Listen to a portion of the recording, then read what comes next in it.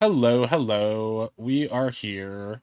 Oh, we are here. Why am I saying stuff twice? Okay, that is done. That is fixed. Emphasis. Emphasis? Okay, it is D&D night in America. We are back. Wrath the Godkin full party is here. Hello and welcome to Wrath of the Godkin, the D&D campaign, where the real boat ride was the fiends we met along the way. Say hello to Ronnie, the bugbear fighter, Waylon, the human paladin, Kelken, the furball druid, Oz, the Kenku wizard, and Affinity, the tiefling bard. Our heroes are experts at getting themselves into trouble, but before they do exactly that, let's remind you viewers at home what happened previously on Wrath of the Godkin. So last time, deep in the belly of the ghost ship Bellowbeard, the party came face to face with Splorka Prime, the unholy large mass of tentacles that seemed to be piloting the ship across the seas. Finn charmed a Splorker and forced it to fight its own mommy. Kel, Ronnie, and Oz formed a piggyback pyramid that yanked the legendary lightning spear from the Mega Splorker's guts. Way unleashed his drink shaker of surprise to deafen the Splorkers with heavenly music. The party blasted a hole in the side of the boat and escaped out the side, letting the Splorkers sink into the sea. Their ferryman, Edgar Trumbull, kissed the ground upon their return, satisfied that he brought them all home safely. The party plotted their next moves, deciding they'd likely steal Scorch's horn for summoning Nautilus Bloodfoam, the vile godkin. They then use it to lure Nautilus into a trap. Now, before we get started, just a reminder you can donate to change the outcome of the game. Rewards are listed below my face. It's Summerfire Mall, aka Tuesday, Summerfire 1 Mall, aka Tuesday, and at 9 a.m. And the party is just finishing breakfast at the Squawking Sailor. They have plans to plot Naughty's demise. Will they secure supplies, steal the horn, or search for the Under Tavern? And let their cat claw them just hard enough to get your attention. All right, we are here and we are in town right now. What would you guys like to do?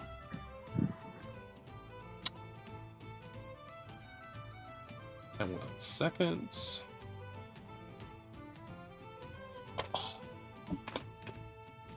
Are we looking for Puck's girlfriend? I mean, if you think that's the best way down there, I thought that you were pretty confident you can find our way down there by ourselves, but...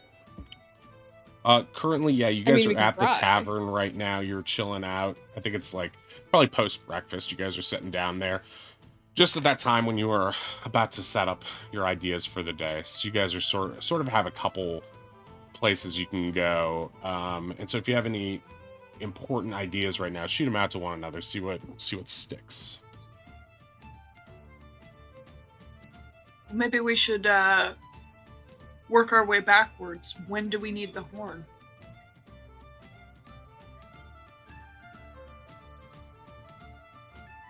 I feel like the sooner the better, because we don't know when Scorch will decide to turn on us. Mm-hmm. Oh yeah, he's already on that path, yeah. Yeah, like but today... when he'll decide to act on it. Right. Yeah, that's the hard part. But like today, ideally, I think, is a good... So do we want to do it first thing? Do we want to wait till lunch? Maybe get him wait until this evening when he's kind of sleepy. He wasn't exactly like sleeping last time we spoke, so that might be a little bit more difficult, but well, if he hasn't been sleeping, then I guess that just makes it easier for us, right? Sleep deprived. Yeah, he must be exhausted. Crayon on the wall kind of haven't been sleeping for days. Is that good for us? Can we make that... Should we make it worse? Does that help us? Oh, I had an idea to make it worse. Oh, I want to hear this. Great. Oh, when it's Way playing Way, you want to hear it. But it's me killing dryads. You guys are all... Oh, it must be Fabian. He's the crazy one. I'll show you crazy. Nobody's cool with the dryad. Sharpening knives in Way's mind. Yeah, right. Sharpening them against like an important nerve ending. Shink, shink. Oh, you barely use this one. A new tick?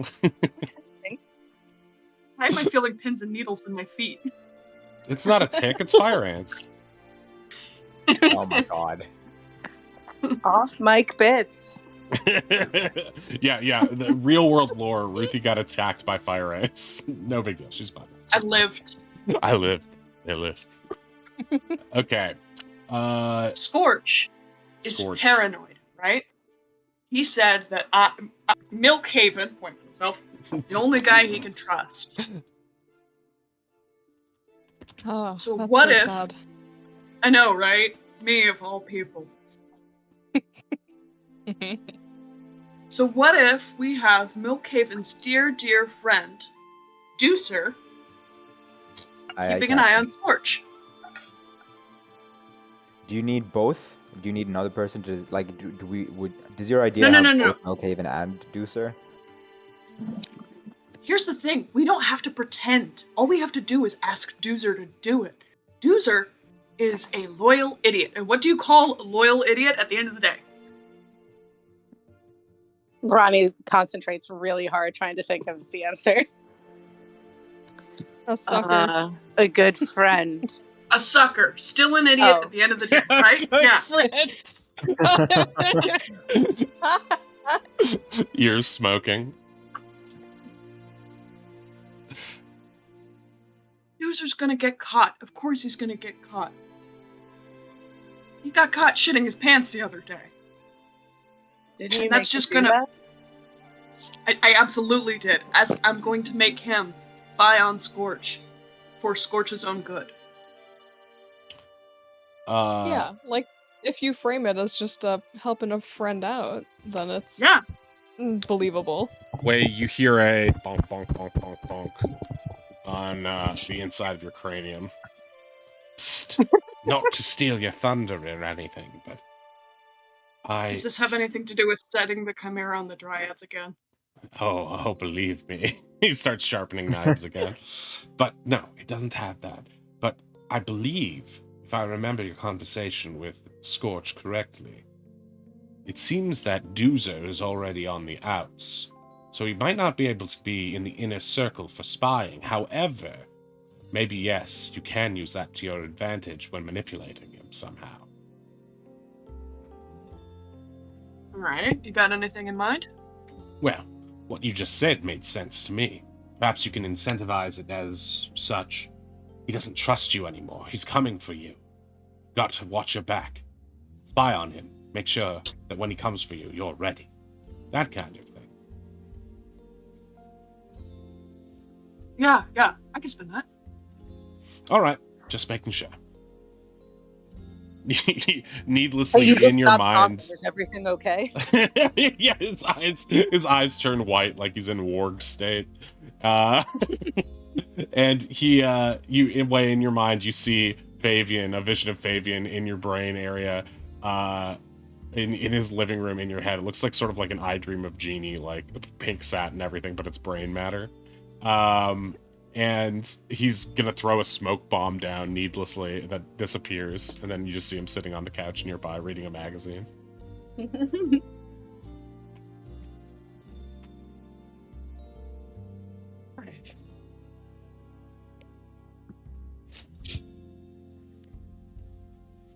Yeah. Anyway, so that's just something I wanted to throw out there. That could work. What's our plan for getting the actual horn, though? Like, we can plant distrust all we want. How do we actually get Scorch to, like, take his eyes off the prize? I mean, he doesn't always have it on him, right? It has to be somewhere. It's in the office, isn't it? Everybody make an intelligence save. Save? +4, Yes. gang. Save, +4. What?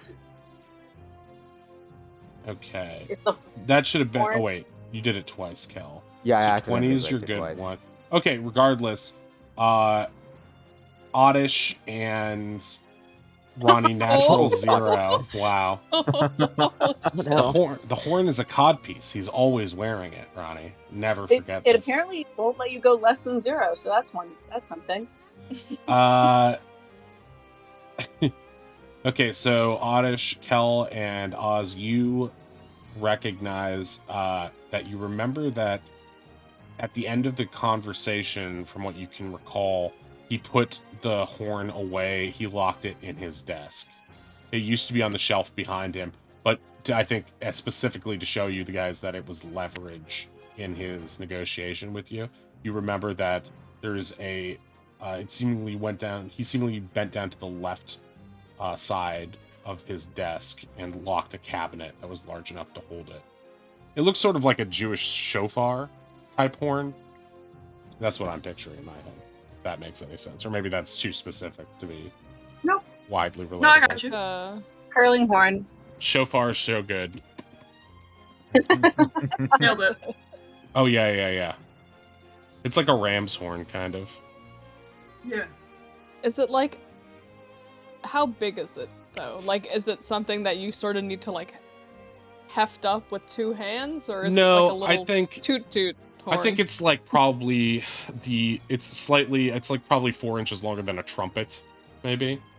And probably about the same weight, maybe a little bit heavier than a trumpet, but not so heavy that anybody in the party couldn't conceivably use it. You haven't seen it used, though. That's something else that, with those high rolls, you two also recognize, Oz and Kel. So, okay, that's a really cool... That's why Rhea is a DM as well. Imagining it as a Nautilus shell, though, that's been, like, unwound. That's really cool. For coloration and for your drawing purposes out there, fan artists. That's what you got. So... you do remember that. You think it's locked in that drawer unless it's been moved, but for now, that is your best bet. That's where you last saw it. I mean, if it's been moved, I can track it. There's Ooh, no way that's he would... smart. We could do that, and I have Pass Without Trace as well. We could, be reasonably stealthy through the mansion if it has been moved. Yeah? I can be invisible and or pick the lock if it's still locked up in there. Anybody Ronnie. got anything to knock him out? Ronnie clanks loudly. I'm not sure I will be much help sneaking anywhere. Is this something for everyone to do, or should I try to draw his attention elsewhere? Well, you could be part of the ruse. With Doozer, they look unhappy. No. That's a different thing. No, I mean, you could just be going up there to, like, give a report about how terrible the fishing trip was, trying to find the spear, didn't pan out. Yeah, I doubt Scorch would want to do anything to mess with you, Ronnie. Ronnie gulps and looks a little sheepish. I'm not a very good liar. And I don't want to let you down. I can go in and cause a scene, but he might know something's afoot if it's me.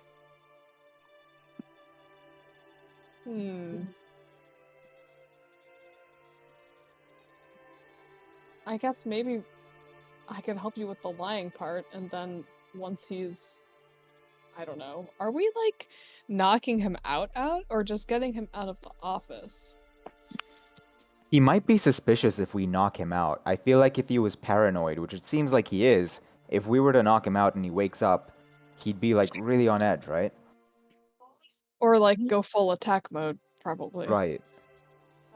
Do any of us have the sleep spell? Because the person who does could, like, sneak him, put him to sleep, and steal the thing and leave before he wakes up. He never sees us. Or we could, like, drug some alcohol and get him plastered. That usually works with pirates. That might work too if we do the Doozer thing and make him even more paranoid. Is there anything to, I don't know, an illusion or a disguise, maybe as Serendis and he sees her outside the window, or weird? I feel really bad about all this in general. What sorry, about his dear friend Horatio wearing his old coat? And I'm looking at Ronnie. You wouldn't have to say a word. And this is a really nice coat.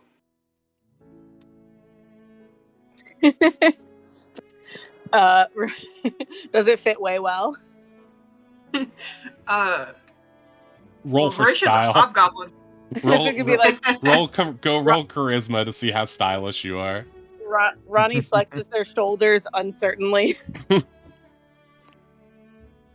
I mean, yeah, if I could just walk outside and confuse him and maybe then run I'm doing away. the Macklemore thing where it's a very, very clearly too large for me, but I'm just vibing. You look like the coolest Disney prince ever. It somehow fits you better than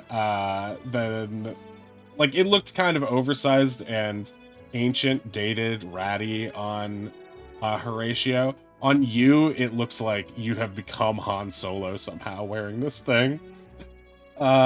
Because of your style with the jacket, please add +1 to all charisma-based rolls while wearing it. Whoa. just to give it so much lore that Ink has to draw it compulsively. Gambit jacket, yeah. Unfortunately, now you have to talk in Cajun accent. Hey. I'm about I'm to about to make a name for I'm myself. about to make a name. Still haven't seen that one, but I've seen that clip. I gotta. After watching that, Ink's like, "Hey, do you think my character could have exploding cards?" No joke. And I was like, messaged "Okay, him so fast. I love Gambit too, so yes, you can. I'll throw that on your tree somewhere." The color palette is correct. It's close. It's close enough. Okay. So you're stylish. The style is almost so great, Ronnie, that you're like, would it be right to take off a coat that was made for Wei? Clearly. Is this, I don't know. Is this sacrilegious? Yeah, exactly. Is this like taking away Luke's lightsaber? I don't know. He just drops that shit everywhere. Yeah, that's true. yeah, you're right. Oh no. Don't make me think of those movies. I'll be sad all session. I'll just think of that red salt fight in Last Jedi and cheer up a little bit. That was cool. Yeah. If I can be helpful, I'll take good care of the coat, I promise. But you want me to Dress up like Horatio, yeah. They fold their arms and just go, I'll do what you tell me. Sneak missions are hard for me. You don't have to do this if you don't want to do this. I hate to be far away when you're doing stuff that's weird and dangerous. You say weird and dangerous, I see it in your eyes. You think this is stupid? Most of the stuff we do is stupid and weird and dangerous. I just don't like it when we're not together because then I can't help. From almost nowhere and everywhere, a booming voice that almost hurts to listen to and feels like it is expanding into the space of the entire room comes from around you. It is eerie but familiar. And it says, "Oh yes, but you could always use your special gift to communicate with one another." Make a wisdom save. Everybody. +4. Okay. What's up? Natural 20 from like, Ronnie, oh my 22, oh my God. 24 from Wei. Did you all hear Kiki also? You immediately recognize it, but not as Kiki. It is the voice of Stony, and it is emanating from the tattoos on your hands. I did forget that's Stony. Ronnie holds up their wrist and speaks into it like a calm. Stony, are you here in Jarexman? Oh no, I am still remaining in the cave. We can just talk to you through these anytime? Yes, I'm always listening. Oh. Have you been listening to our entire adventure so far? The parts that How's were the audio? interesting, yes. What does that mean? Nothing. Yeah, which parts? It's very lonely in the cave. I have to entertain myself somehow. Also, it is in my best interest to know what happens and becomes of the Terabane armor.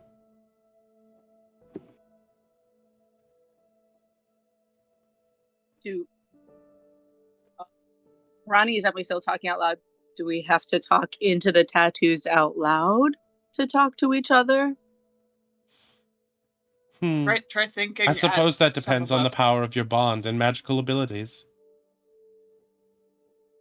Well, I just, said how much I don't like to leave them alone because I'm scared they'll get hurt. That's pretty good, right? Think about that thought, repeat it in your mind, and try to send it consciously to your friends.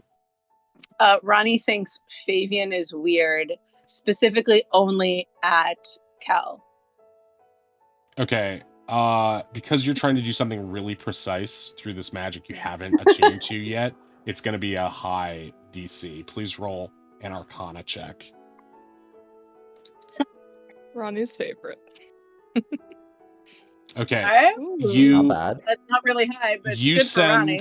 you make eye contact with Kel. He looks as if he were an anime or cartoon or RPG character. An exclamation point of surprise would appear above his head because of how intently you're staring at him, nose scrunched up, looking clearly concentrating. If you were Magneto, you'd be holding your fingers right near your temples like you were doing something, like you were just acting so hard. I think Ronnie might be holding their fingers near their temples. Ronnie-san, Baka, it's not like I want you to communicate with me. You concentrate really hard on sending the message Fabian is weird to Kel.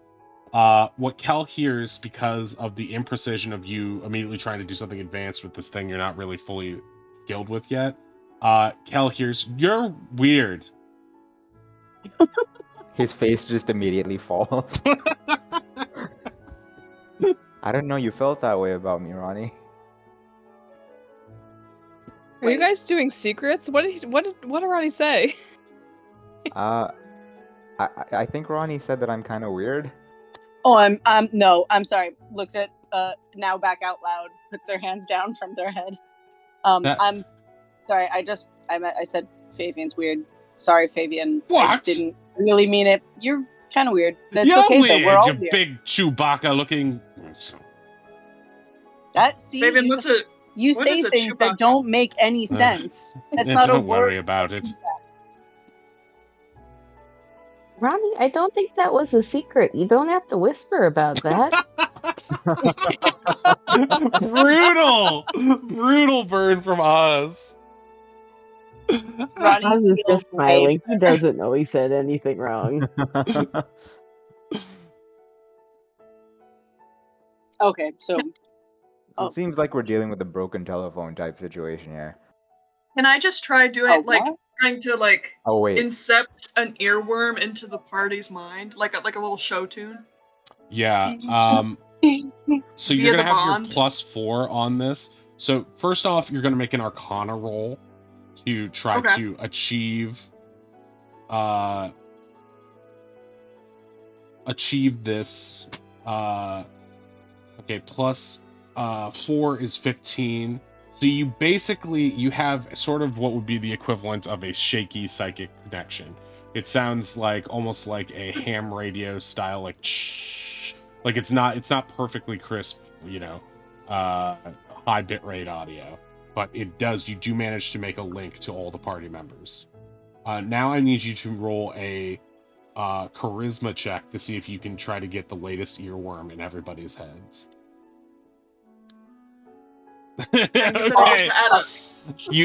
Everyone here, you hear like Hey. shaky radio audio of the latest catchy earworm, which is It's called Pink Wrath Pony to Go. Hey. And you guys compulsively began doing the iconic dance associated with this song. And then you all look at Wei. You clearly felt that it came from Wei. You could Okay. feel through the power of your bond. It's almost like you get a shiver or a slight muscle tensing in the area of the tattoo. You then hear Stony speak out to you and say, "Yes, like that. It can be more useful than just dancing, but don't let me kill your vibe." I mean, in times like this, what's more tried useful? to, I tried What's to that, blast Oz? it with a message spell. Oz is going to try to focus a message spell towards the little message tattoo and see what happens. Okay. Oh no. So roll an Arcana with advantage. This turns into microphone feedback. Okay, +4, 15. Yeah, what happens is a lot like microphone feedback. It's like you're basically overcharging an amp, so it sounds like the amp explodes in everyone's minds, making sort of a deafening screeching and then loud bassy sound. Everyone take 1 psychic damage. Oh my god. Oh, that was fun. Let's try it again. Ow! We No. wanted to let you guys know we're in danger. Jeez. That was Yeah, really loud, Kelkin says as his ears bleed. One table at breakfast just suddenly screams. The wizard is just smiling. As soon as everyone at the table screams, Wondrous Lychee crosses her arms. It's like, oh, fine, my cooking's not as good as the cat's, and she storms out of the restaurant. What? You guys What? look at your cleared plates and realize, oh, she must have been the chef of this morning's meals and misunderstood why you were screaming.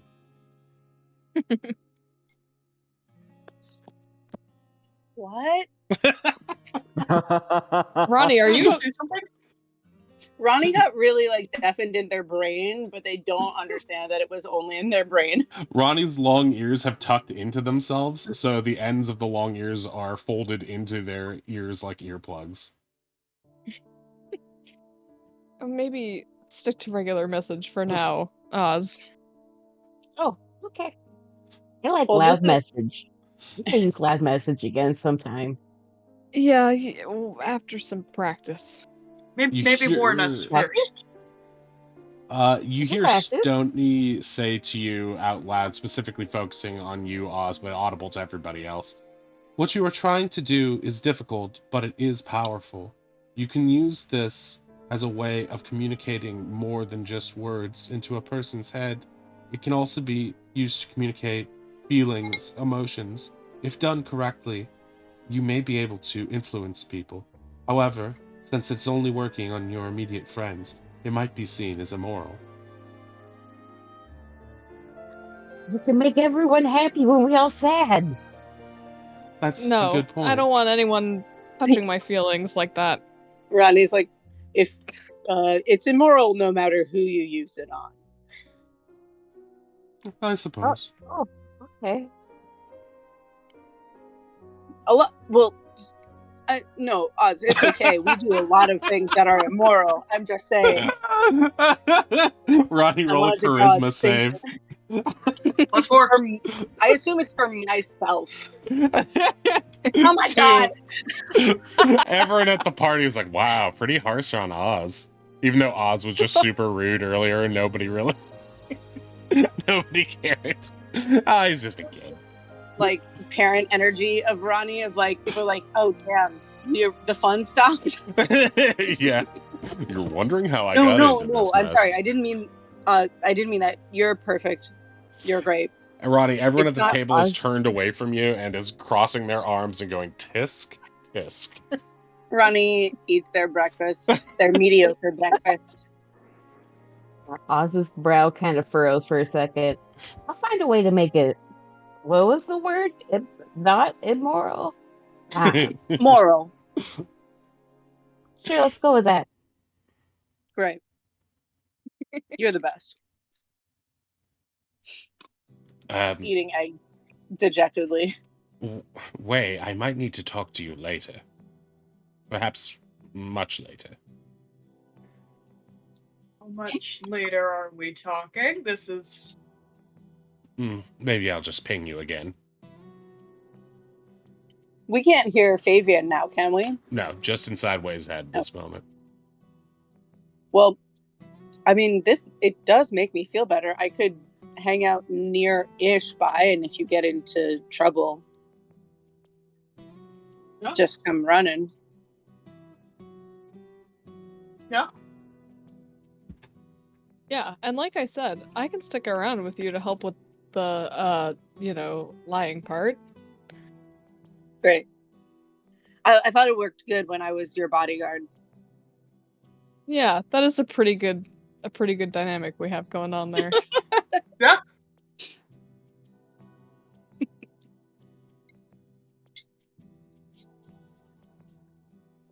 So are we gonna, I don't know, head over there to, like, now? Do we have other stuff we want to do before? I mean, today we should go again and clear out the potions mistress at the market and probably visit Al again and give him the download on the Splurker situation.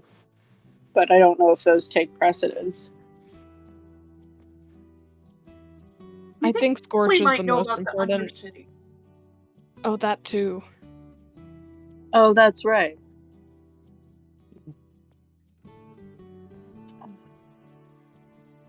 I think last time, or yesterday, Slight said that Tuck's girlfriend hangs out like midday, so we have time, if we want to do Scorch first, which I think is probably more important anyway. Okay. I agree. I think that's probably the most time sensitive thing because he's so unreliable at this moment. Yeah, and then like if we get the horn now, right? We have even more of a collateral to maybe potentially recruit some more friends from the Under Tavern who already hate Scorch. No one's gonna want to join our fight if we're just, all talk, no show. That's a good point. I don't know if it seems wise to tell a lot of people about the horn, but it won't. That doesn't really change whether or not we need to have it.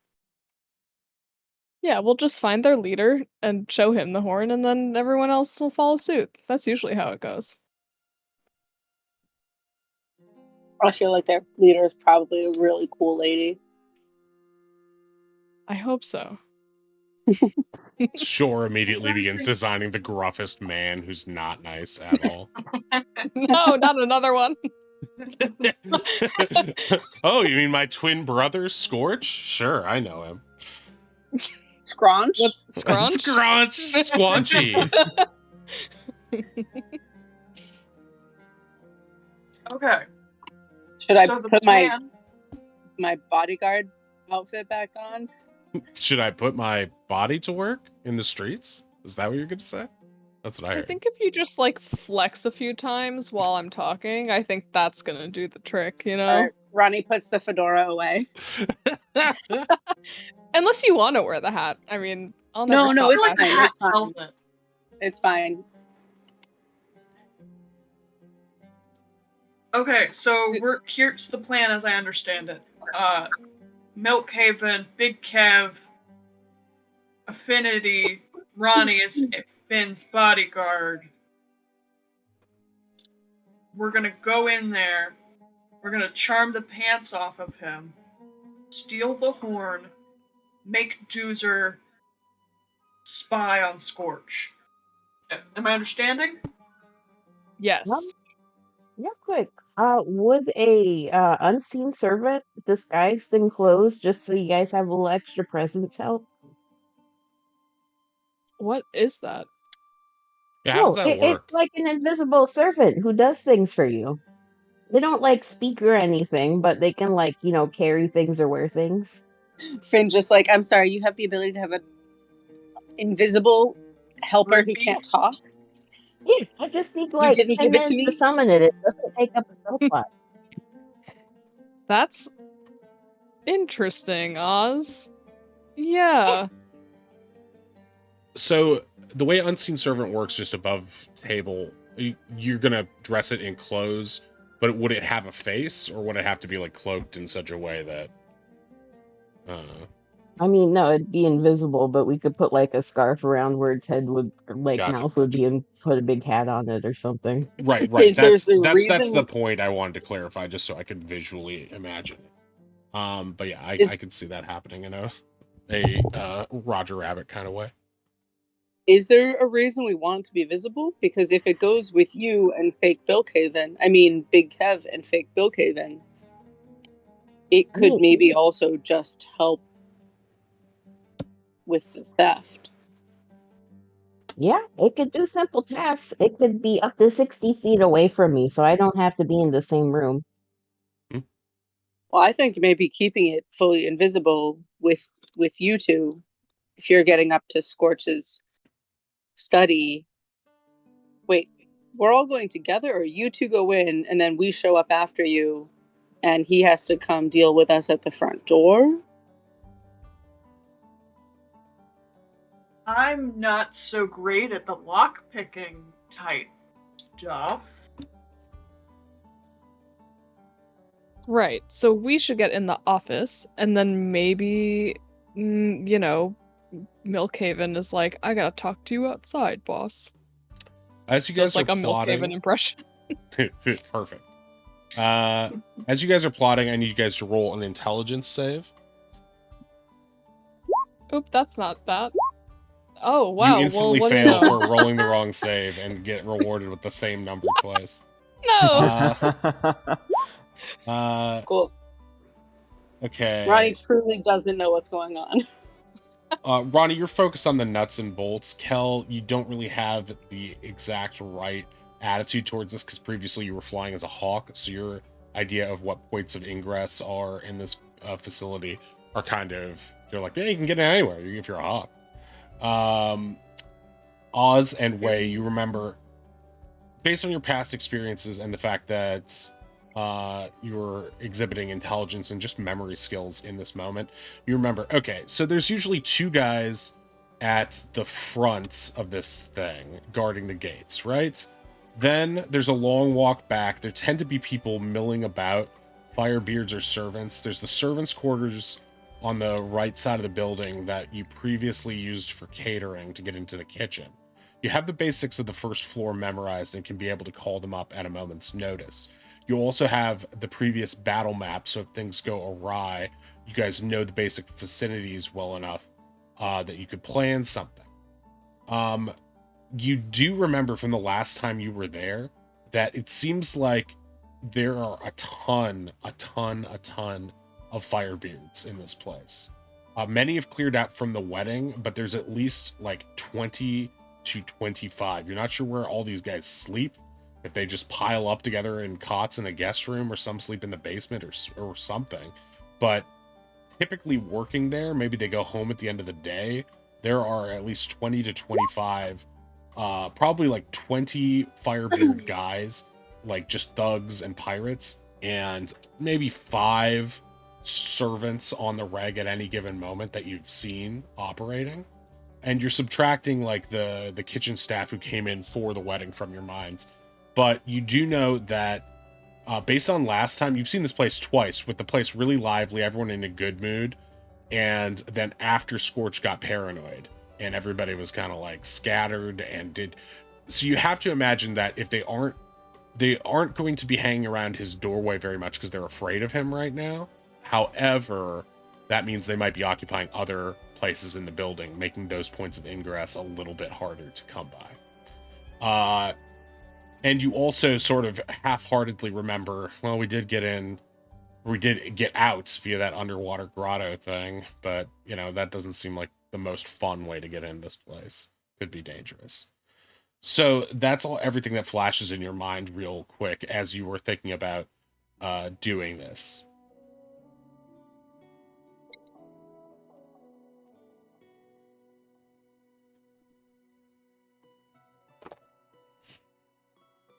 Honestly, it might just be better if Finn is invisible.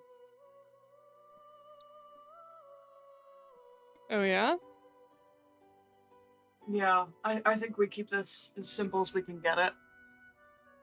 How far would you say it is from the gate to the house? I would say it's probably like a 30-second walk. It's a bit of a little, like 40, I don't know, maybe even 80 to 100 feet. It's pretty far, but it's like a long, like picture a southern manor house with like that long sweeping yard, like that. Mm-hmm.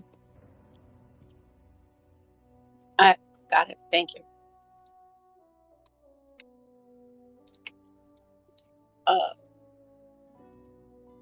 The gates. I don't know if I can get onto the lawn without a good excuse, but I could try to go back under the tunnel we got out from and come up through the wine cellar and be in the basement. Hopefully he hasn't restocked his displacer beasts. It sounds kind of dangerous to be by yourself there, Ronnie. Yeah. I know you're like wearing a bunch of big clanky armor and stuff, but I could also make you invisible.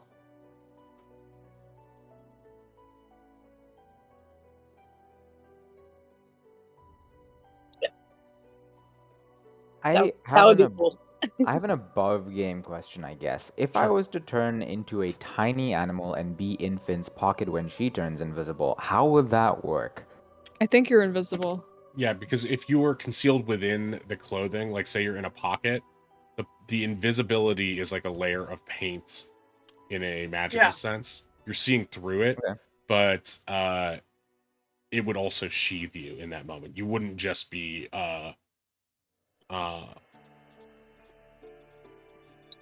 you wouldn't just be like flying through the air.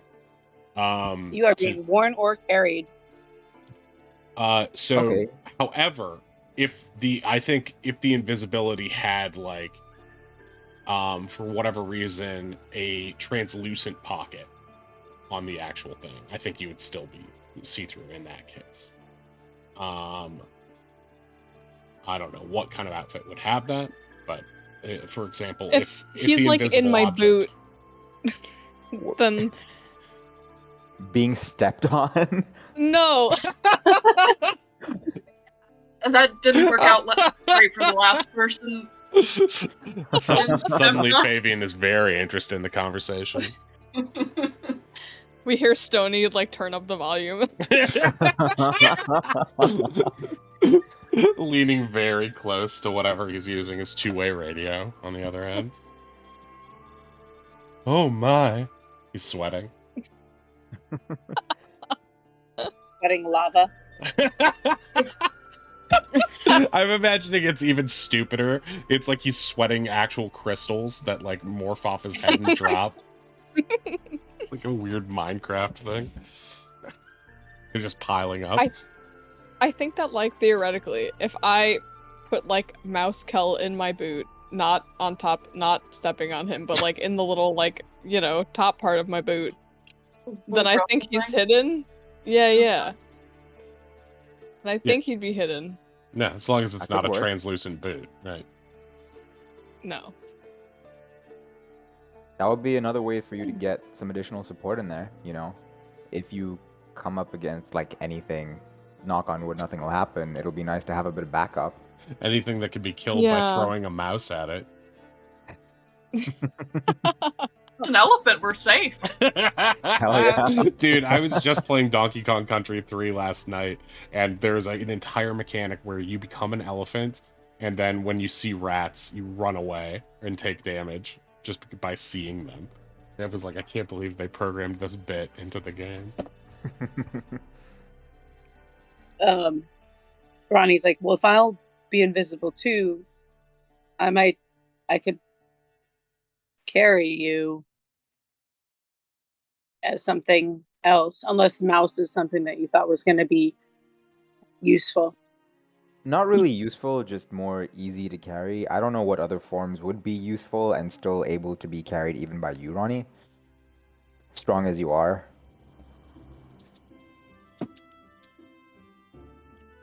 I mean, that bird was pretty cool.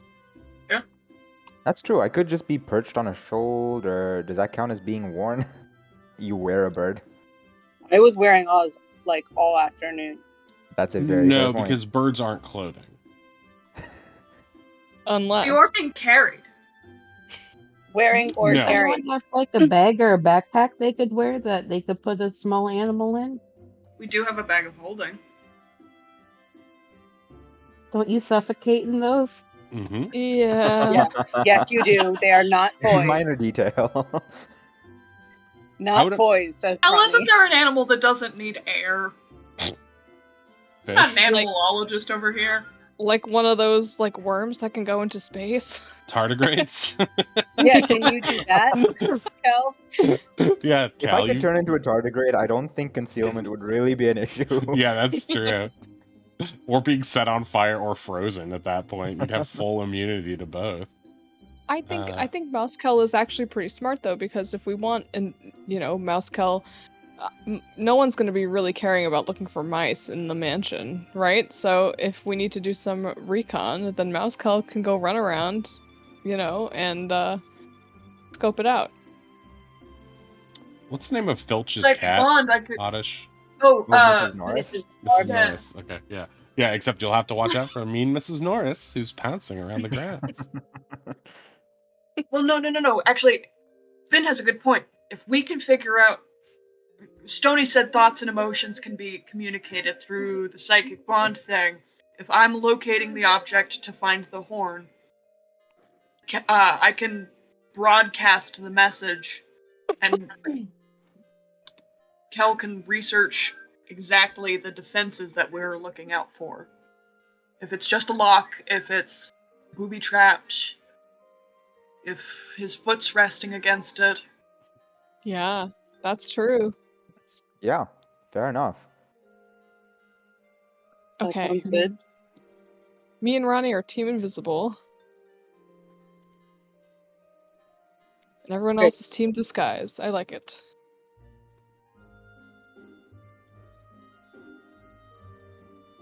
Okay. So, are you going to set off to do this now? I Sounds suppose like it. so. Should we let Yorkus know? Nah, he's just gonna tell us not to do it. Yeah, Do we Dad.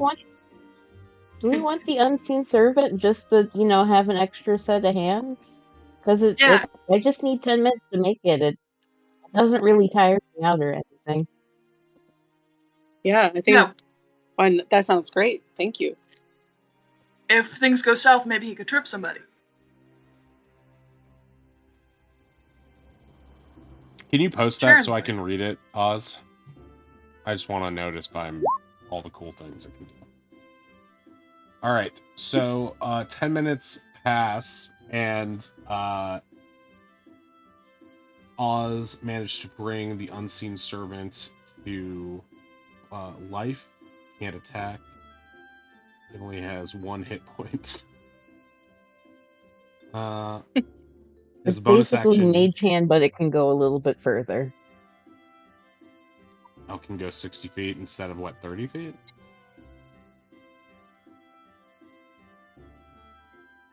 Mage Hand is fun. Fetching clothes, cleaning servant. So it can do the things that a servant can do. It just can't attack. Servants It can do doesn't, anything like they set fetch their stuff mind for to. us. No, not in this economy. Like a revolution.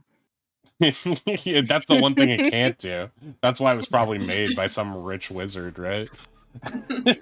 Unseen servant for mayor of Jerixbon. It can't unionize is the main thing, because they'll fire the Starbucks CEO if it tries. Okay, so the unseen servant appears before you. Oz, you can sort of see where it is. Everyone else cannot. They just don't see anything. So they see Oz stop concentrating on bringing this to be, casting his ritual spell, and yeah, he's used a smile on his face that seems to suggest that he's finished casting, and that's all you have to go on. Are we good? I made a friend. Okay. All right, so describe to me. Ronnie is on Team Ronnie, right? Is anyone else going to be with Ronnie? Ronnie's invisible with Finn. Finn visible, and you guys are entering through the front. I think so, yeah. Okay. How tall is that wall? The wall is probably 10 feet plus the spikes on top of it, which are like an additional maybe 8 inches or so. So you guys are both cast invisibility on yourself at this point. And where is everybody else? I'll disguise myself as Milkhaven before we get to Seafarer Bazaar. Okay. And then I'll probably start up a locate object when I'm about here. Because I don't want Ozzy will. I want to be close enough. Sorry, Ozzy will take the hint from Bill here and change into Big Kev. Okay. I'm going to give you this It's Kel- fortified thing to show you're part of Scorch's thing. Is What's the Kel color? coming in my boot? I mean, if I'm not sticking with you guys, if I'm doing some scouting, I might as well just like scurry around as a rat. They might be kind of annoyed to see a rat around, but if I put up Pass Without Trace on myself at least beforehand, I'll be a lot more difficult to spot. Ooh, that is true. But if you're with wanna us, do you that, could or- also put it up on us when we are sneaking until you go your own way. That is Yeah. true. Are you Well- guys even in danger of possibly being spotted, even if I don't put it up? Ronnie, Well, yeah, Ronnie probably more so than Finn. Invisibility gives you advantage, but you can be spotted if you're loud enough. So I do have disadvantage. Okay, that's fair. Then I'll tag along with you guys for the beginning at least. When we think Yeah. it's good for me to hop out and run around and look for stuff, I'll do that then. Great. When I start sending out the signal, maybe that's when you can split. Alright, sounds like a plan. Do you have rat, Kel? I don't have it on my sheet. Are you asking as a form generally? Because I feel like I would have seen a rat at least No, once. no. I mean, you definitely course. have seen a rat in your life. It's inevitable. I just meant, do you have... Access to its sheet? No, no, no. Okay. Controlled by update character sheet, I guess. Well, whatever. Cancel that. Let's see if rat is even here. I think rat is in your Rat summons. Summer. Hot rat summer. No, it's rat boy summer. Isn't that the thing? Oh yes. Oh, I know why rat isn't here, because rat off to you. Rat is was used on Sea Hag, wasn't it?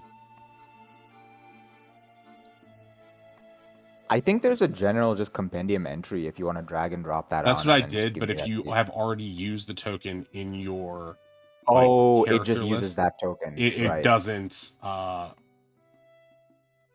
show it. So I was trying to, I had to like go back in time to basically Whoa. the Sea Oh my Hag gosh. episode, the farthest thing we have down on the farthest folder we have down, because it is. I just had to find that token because otherwise it will not show. They need to add a search bar to the journal to They make have it it. easy to They have it. That's find. exactly how I found it. However, Oh, nice. the problem okay. with the search is that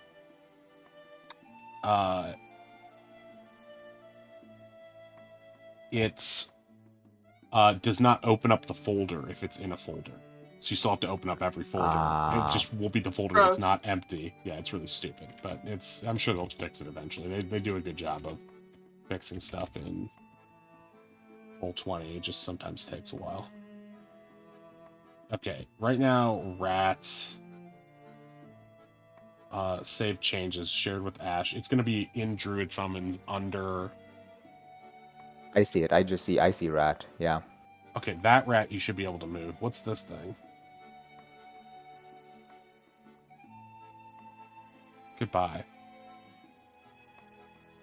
Yo, TK, welcome in. Can you move the rat above you, Kel? Hey. Yes, I can. Great. Goodbye, friends. Okay, so Kel is off right now, right? And now you have rat sheet to use? Yeah. I'd like to put up Pass Without Trace beforehand as well. Rat without trace. Okay, Yes. so Pass without trace. Posted in the chat. Doink. Okay. Yeah. You can do it for an hour. Anything within 30 feet of you has +10 to dexterity stealth checks. It can't be tracked except by magical means. Creature that leaves this bonus behind. Okay, so Rat is going to have an aura right now of, circular aura 30 feet, right?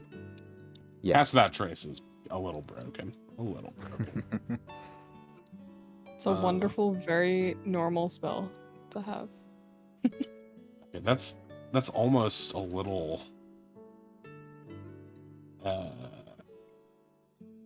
hard to say. There you go. So the rat creates a veil of shadows. I like it. Darth Rat. Darth Rat. And then if it goes away, it's like that. I think you deleted the rat. No, I put it on GM layer, so you just can't see Oh, it. I see, okay. I was just showing you the color difference. The rat. Okay. So Rat is going with... Alright, so I guess just run it how you would. It seems like there's 2 groups, unless everyone's traveling as one. I'm not sure how you want to do this. I think so. I think Invisible Team is just kind of going in behind them. Okay.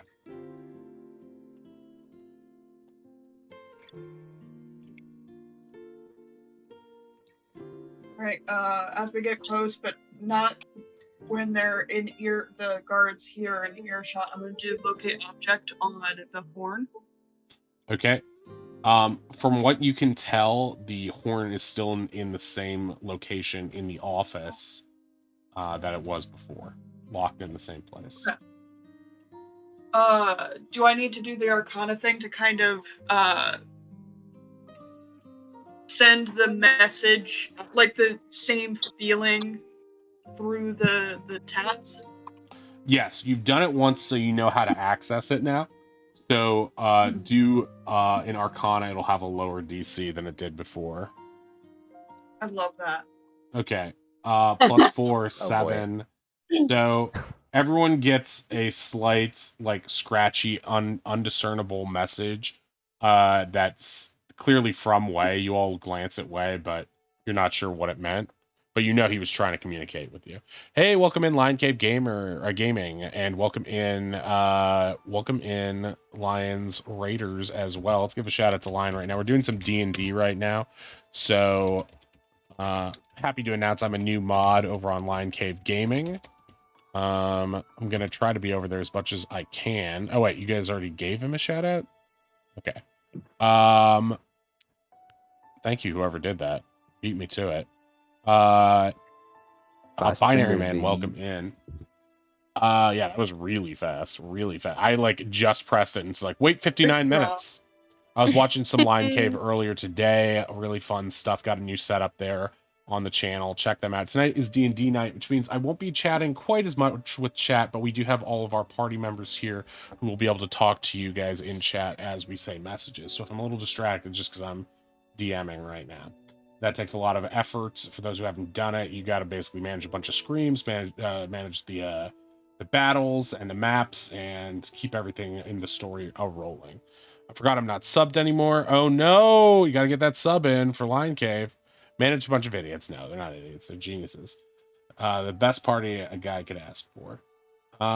Okay, so where we left off, Wei tried to message people basically via the tattoos, but it did not quite go as planned. They know he communicated something, but they can't. They cannot understand what.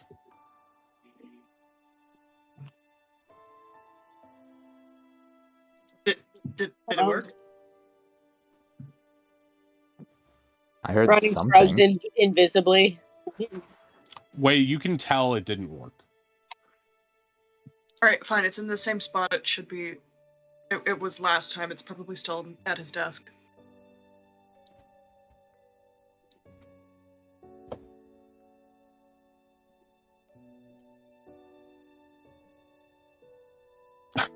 Ink, thank you for the gift sub to Binary Man.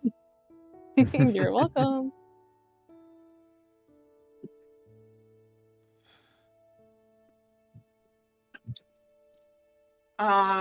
We ready to get the show on the road? Ronnie nods invisibly. Thumbs up invisibly. No one is saying anything. Ronnie tries to think, If Finn tries talking into it, yes. Into Tap on my shoulders. You're talking into the tattoo? Ink? Yeah. Are you using Just your brain testing or it are you out. saying it out loud? I'm using my out loud voice. Okay. Everyone's close enough that they can still hear you. But still make an Arcana check. Okay. Still make an Arcana check to see if it like double transmitted though. echoes. Yeah, it does. You got it through. You say okay, and everyone hears a psychic warble. Finn's so far has come through the clearest of anyone's besides. Actually, no, it has come through just purely the clearest. Like in terms of audio quality, it feels like Finn already knew how to do it. The difference a little bit. Whoa! Oh, she got it immediately. Huh. Hey, this thing works great. Yes, yeah, go. We're ready. We're super ready. Cool. Don't give me a heart attack next time. No promises.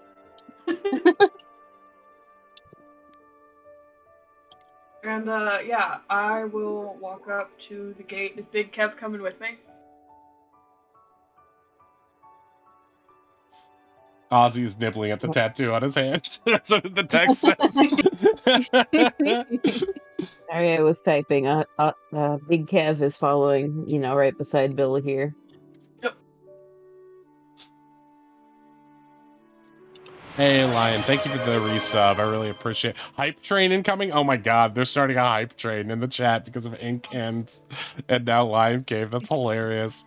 Yeah, you got a limited time to earn exclusive emotes. Oh, we're already 62% of the way. Yeah, let's get this hype train rolling. Hype trains. There should be some, if there's a hype train, there should be something good that happens to you guys in the game. Like for each layer of a hype train we get, you guys should get like 5 HP back or something. You know, like that. So you guys are like, hype trains are good. For each level, we get a level, right? That would be so busted. Totally. The campaign would be over because you just like walk through. It'd be like a new game would plus. Yeah. The Godkin. Yeah, exactly. Just and you can make it happen. you walk through them like paper doors in Japan. You'd just be like, they just split apart like you're fucking Omni-Man. You're like, this is a good campaign. Thanks. The story went really fast after a point. Level up on a level 10 hype train. Oh my god, that would be. And I can't listen to TK's min-maxing though. That's no level ups. Other things, other bonuses, sure. Like a session bonus, sure. But yeah, feel free. Back.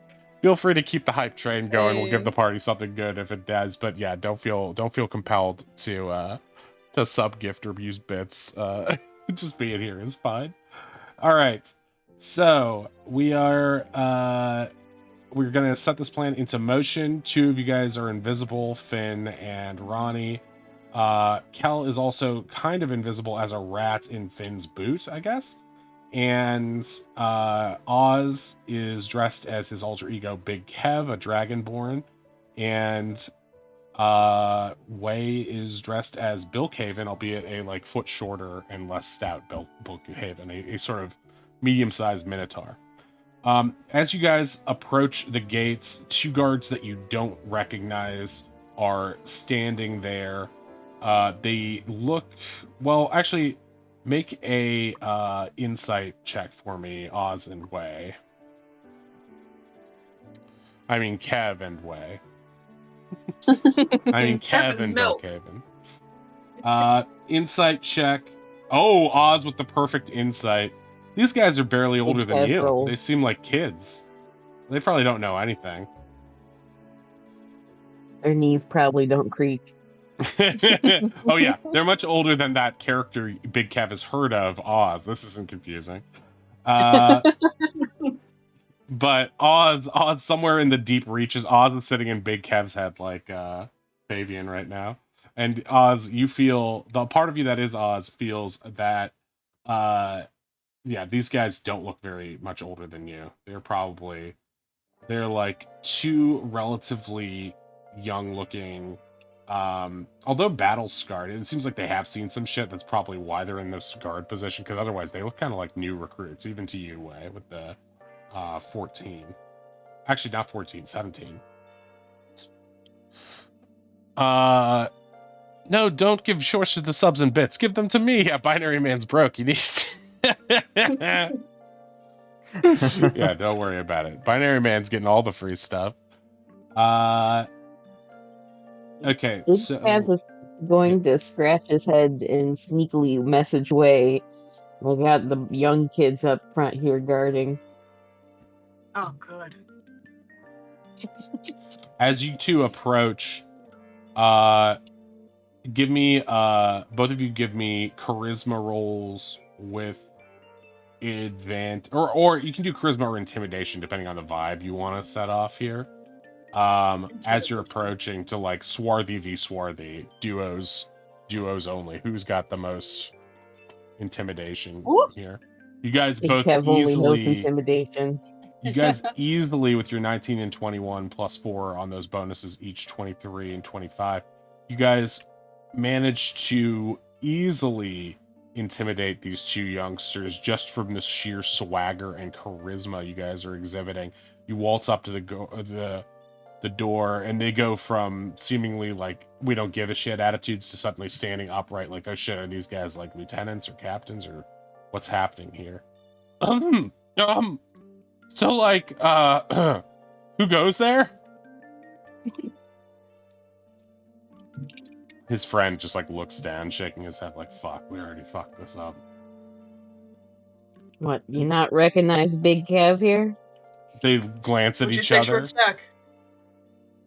Oh shit, there's a short stack around here? A guy starts looking around. The first guard starts looking around. I don't see any chicks.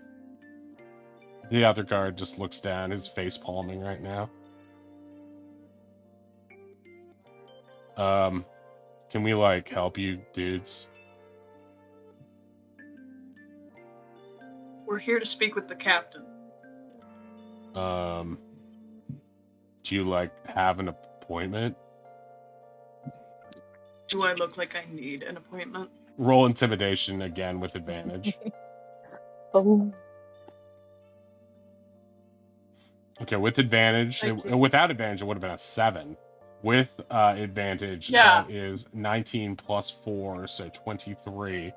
The guy who is the more stoic, less dorky of the two, he's trying to maintain eye contact. He actually looks like he's got kind of a goth vibe a little bit, and he definitely, it seems like low energy and more competent of the two, but he just sort of like eventually his eyelids twitch and flicker, and he darts his eyes down just like the other guy and says, like right this way.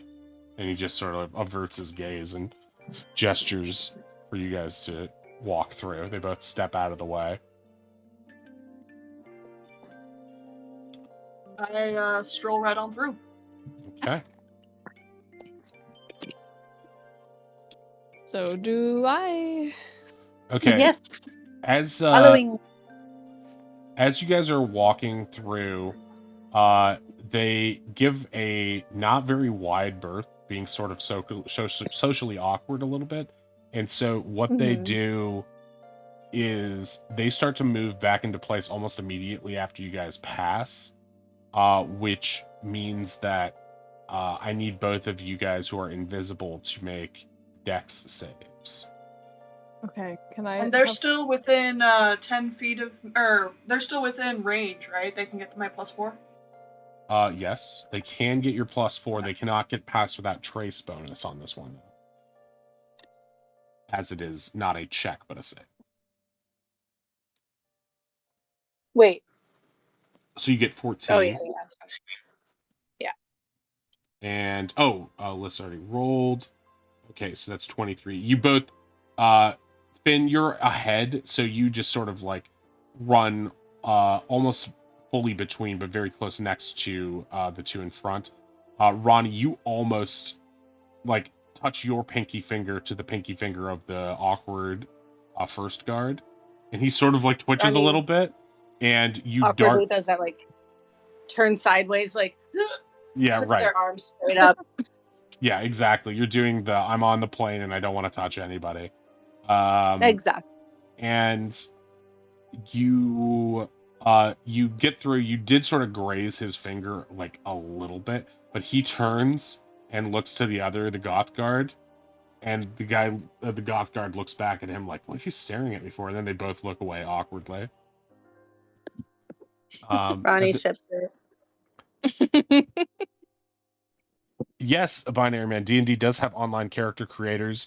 You can use Roll20, or you can use what's the main site called? D&D Beyond. D&D Beyond. Yes. D&D Beyond is the prettier looking one.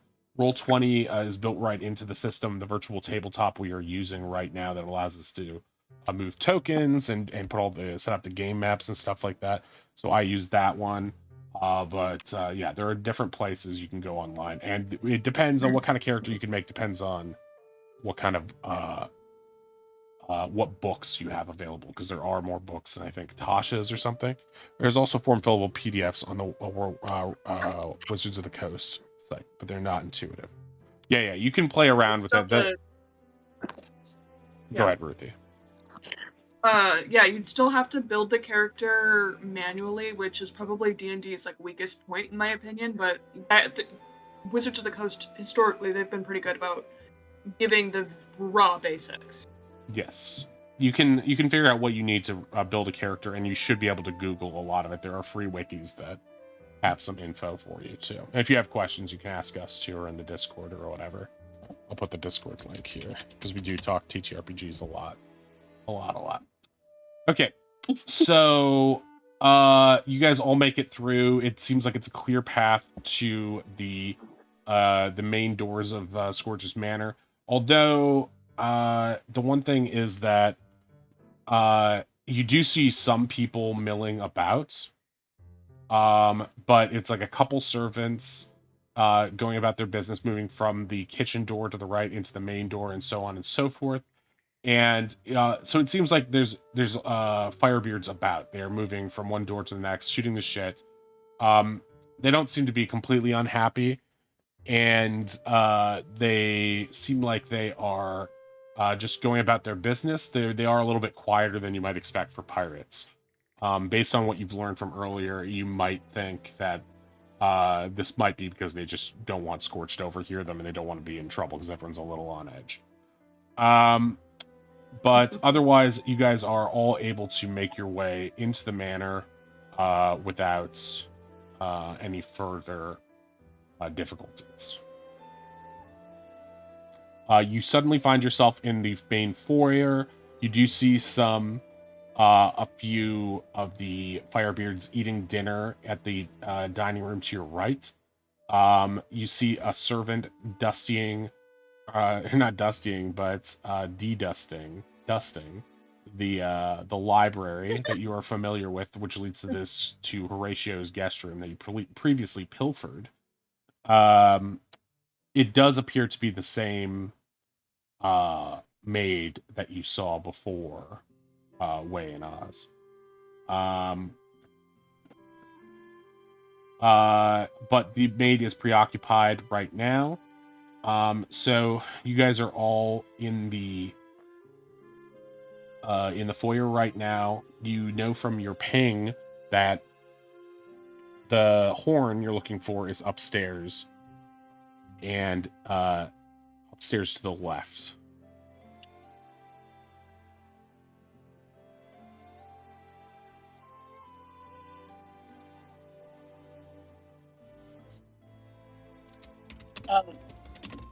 I guess wait, communicated there.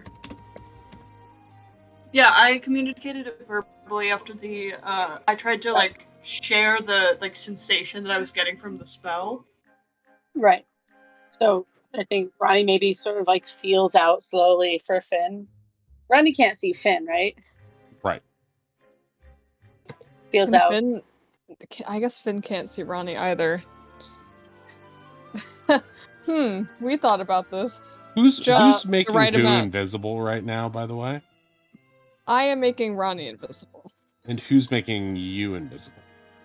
Herself. Myself. She You can upcast. upcast it to do multiple targets, I believe. Is that what Yeah. happened? Yes. Okay, gotcha.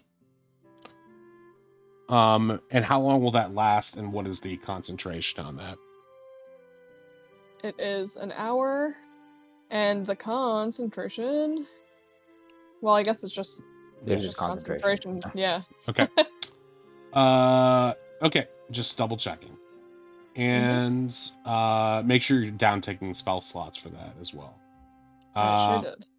So, yeah, you guys know the direction of the object in general as a group, and yeah, you know where you need to go. Can I roll to find Ronnie? Yeah.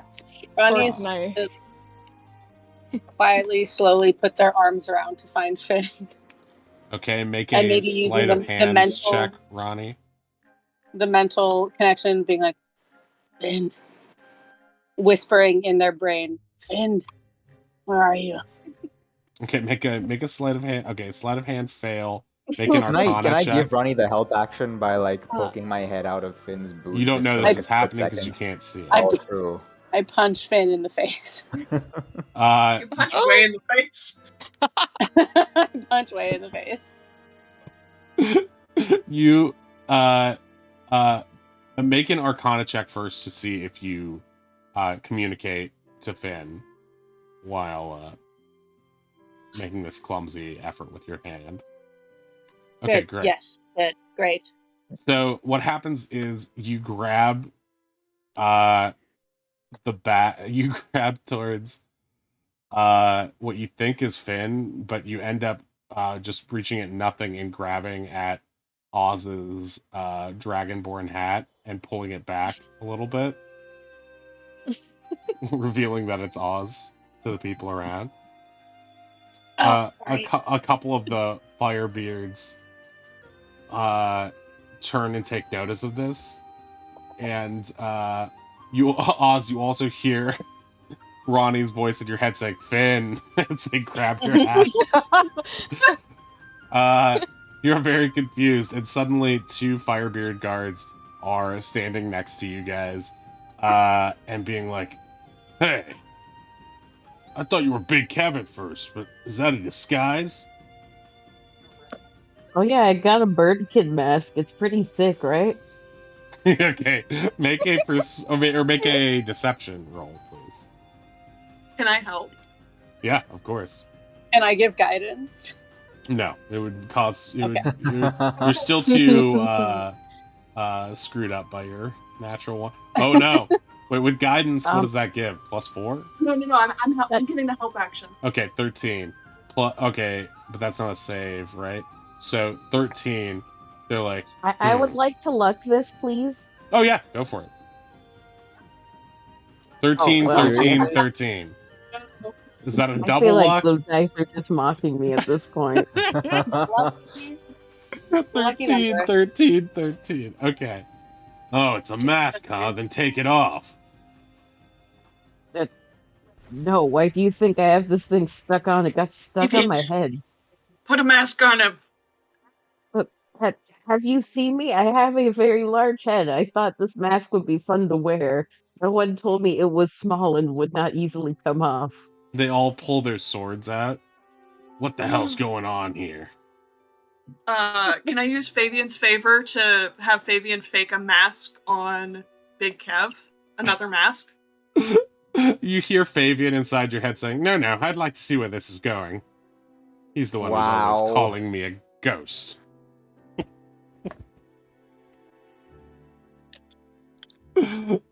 Fabian has refused his ability to help in this moment. I pull out another bird mask. Oh, you mean the one from Cool Butterfly? Before? Yeah. I have the one. Okay, you pull out this bird mask and suddenly steal focus. They look at you, swords still drawn, and they look up and they see Bill Caven. They squint at you. What's the meaning of that? Kev was just telling me about the Oasara Bird Festival. Okay, make a deception check. 12. God damn. What the fuck, Bird dude? festival. 420 What does is that have to not do on with it this today. situation? Bird masks. Why do you think we have masks? And just like face palming invisibly. Ronnie is holding their axe invisibly.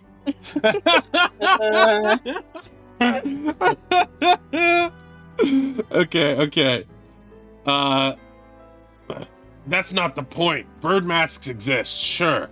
But is that a bird mask on that person's face, or is that their real Kenku face? And if they were wearing a bird mask, why would they need a dragon hood?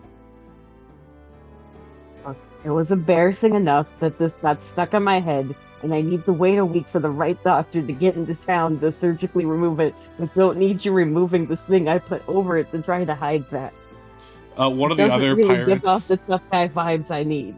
is trying to follow this. He's like kind of on your side, more so than the lead one. And he's scratching his head with his own cutlass. Like, thinking about it.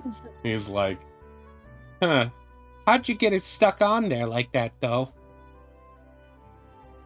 Well, it's real easy to put your head in. The problem is, it's real hard to take it off without ripping all your scales off. Oh, I get it. So maybe I should give you a hand with it. The big guy cracks his knuckles. No, that is why I'm waiting for the right doctor to get into town that can remove it without taking skin off. Hey, That's why why should I we was wait stuck for like some this. sawbones when we muscly pirates can help you ourselves? He puts his hands on the feathers of your cheeks, Oz. Look, I know this is a mask. I will still bite you. How can a Uh, mask bite? Finn is going to sort Yes. of like with the front of her boot sort of like kick Mousecal out as like a signal. I'll dart out, nip one of the guards in the ankle to draw attention, and scurry under a cabinet. Oh, okay. So he's grabbing Oz's real Kenku face right now, okay? Affinity, make a sleight of hand check it's not really hand, but it's more sleight of foot. Natural 20. Okay, so here's what's going to happen on that sleight of hand. Finn has such... At the end of a long day at the casino, there's nothing that Finn loved to do more than pull out a cigar, light it with her own flaming touch, and kick off her boots. It's a cigar, huh? She, Not even a cigarette. well, it was... Your dad had a lot of cigars in his office, and they were really easy to pilfer. Not your favorite. You might prefer a Virginia Slim, something long you can smoke out of a golden-plated cigarette holder. Make yourself feel really like your mom, even though you don't like to think about that. But the one thing you like to do is kick off those boots at the end of the day, put your feet up, usually on your dad's desk. Act like you were a big shot. And you know how to do this expert. You flip your boot off really quickly with one foot. It lands perfectly upright nearby, making a negligible sound. It would have come to notice, but instead, what really comes to notice is the fact that a mouse has flown through the air, seemingly jumped off the ground where it must have been concealed, and landed right on the second pirate's face. He begins to scream and wave his cutlass in the air in fright as the mouse clings to his nose. Kel, you are now staring at the unibrow on this pirate's face. As you cling to his nose, unsure of what is going on, you grip to it tightly. The pirate that was grabbing Oz's face relinquishes and goes, "What the hell you do?" He turns and sees the rat on the guy's face, and he and his other cohorts just began laughing their asses off as this guy tries desperately to claw at Kel, who is affixed to this guy's nose. You see them all distracted and facing away from you now. You get the sense that this is the perfect time to make an escape. Yeah, I'm gonna stand in front of Big Kev and like pull at him aggressively to go behind me and up the stairs. I'm gonna be like kind of in between. You guys easily make your way upstairs as everyone is attempting to either laugh at or help this guard with Kel on his face. Once Kel, you can get the sense that in your peripheral vision, even as you're being shaken about, you see your friends as a blur moving up the stairs. At the point when they are safely out of a view of these pirates down here, you can now have a choice to make, which is, do I continue to cling or do I try to make an escape of some sort or some other thing? I'm you gonna come up with? drop. I'm gonna drop onto the floor and try and make an escape using my like Furbolg invisibility whenever I'm out of sight, because I don't want to just go invisible in front of them. So I'll try and like scamper underneath the cabinet or something and then go invisible. Okay, make a I guess a just straight dexterity roll for this. Okay. You got this, rat. Okay, Ratatouille. so you are not able to. You were going to attempt to try to scamper downward his body, clawing into the fabric to try to use as like back leg support as you make your way down. But he's flailing too much. As you relinquish his nose, you drop, and he moves backwards away from you, and you just fall straight to the floor. How much HP do you have, by the way? 1. Okay. So I'm going to need you to make a dexterity save here to avoid taking damage Okay. on this +4 fall. with way in range, right? Because How we're all far is still your kind of thing, close to each Way? other. 10 feet. Okay, you're no longer in range. They're upstairs now. Oh, Way went upstairs as well. I see. I thought it was just the invisible folk. Okay, that's cool. Okay, you managed to land on not his, but one of the servants who had come over to help, the one that had been dusting the library, came over to help, and you land on their shoe and then scurry under a nearby cabinet.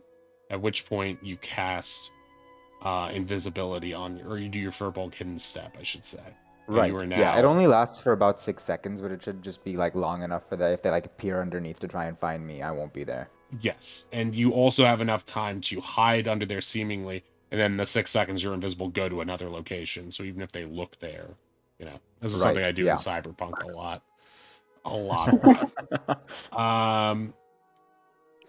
So you managed to successfully evade them. You're still in rat form, hiding now in the library under in one of the bookshelves. They still think you're in the foyer area. So the rest of you guys are upstairs at this point. If you guys don't mind, I'd like to take our break early, if that's okay. And Okay. let's get back in like 10 minutes, maybe. Sounds like a Sounds good. plan. All right, I'm gonna mute you guys now and put us on the starting soon screen. We'll be right back, guys.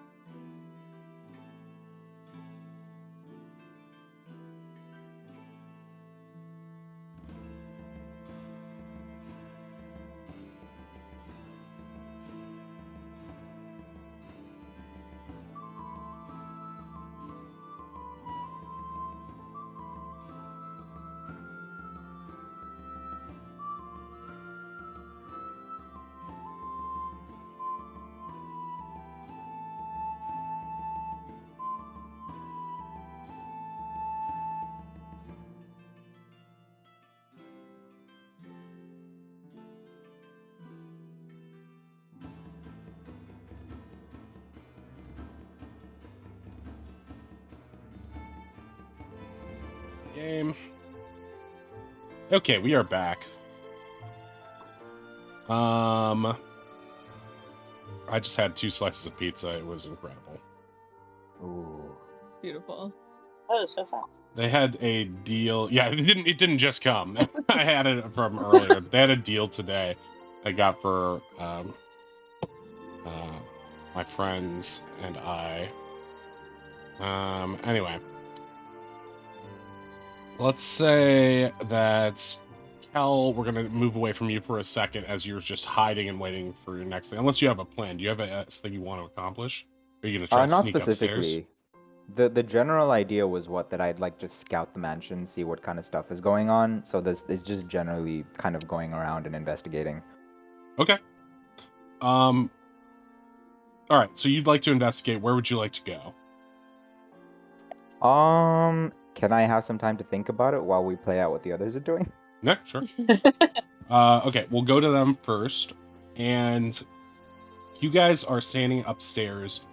On the way up, you've sort of briskly passed the servant who seems to be assigned to guard the hallway. Although he's not really a guard, he's just sort of standing there as if he's the person who has to go to Scorch and be within eye shot and earshot of Scorch if Scorch's door ever opens. But he seemed to pick the area that is literally farthest from Scorch while still fulfilling those duties. He looks very nervous, does not question you guys as you pass. He does have eyes on the door, however. You don't see any other guards up here. There are a couple rooms around you. These could be places where guards are. You don't know. What would you like to do? Scorch's door is about 15 feet in front of you. The servant is about 10 feet behind you. And there's some other doors to your right.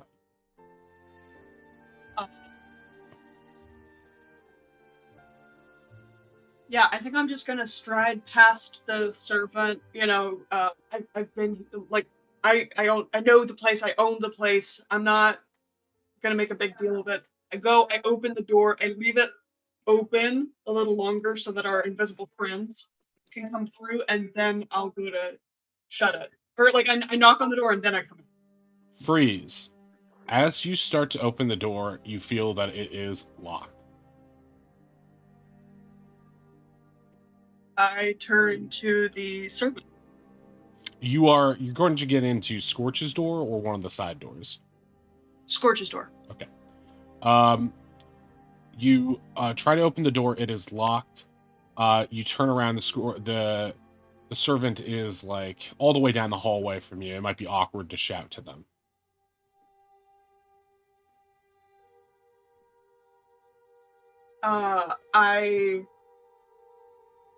I'll stride back up to the servant and I'll be like, "Where's the captain?" The servant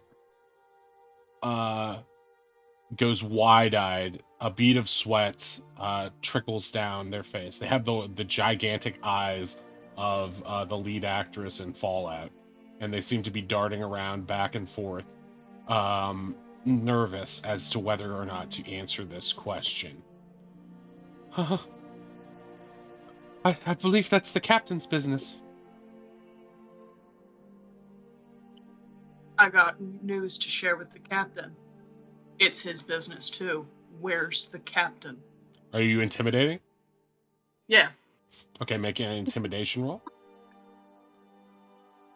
Is Big Kev standing there with arms crossed, helping at all? If you would like him to be. I mean, you have enough time to have done that. Regardless, the higher roll is 16. The servant doesn't need much persuading to be any more nervous. They cower in horror and sort of like curl up a little bit, almost like they're gonna fall into the ground in the fetal position, and they're like, "Please, don't hurt me!" As they shout this, you remember that you are in an open air upstairs area, that the downstairs foyer is still visible. Though some of the pirates are looking around for the rat, but it seems like the confusion has made them no longer interested in the mask situation at present. However, one of them does turn and glance upwards at you guys and gets a confused look on their face. It's the third guard who is with the other two. It seems to be the strong silent type, but they do seem to have a look on their face that says, wait, which thing should we be more concerned about right now? The rat or those other guys? What was the deal with those other guys? As you turn back to the servant, you get the sense that maybe it's not the best idea to do anything that upsets them so much that they make a loud sound. That could only draw further attention to us.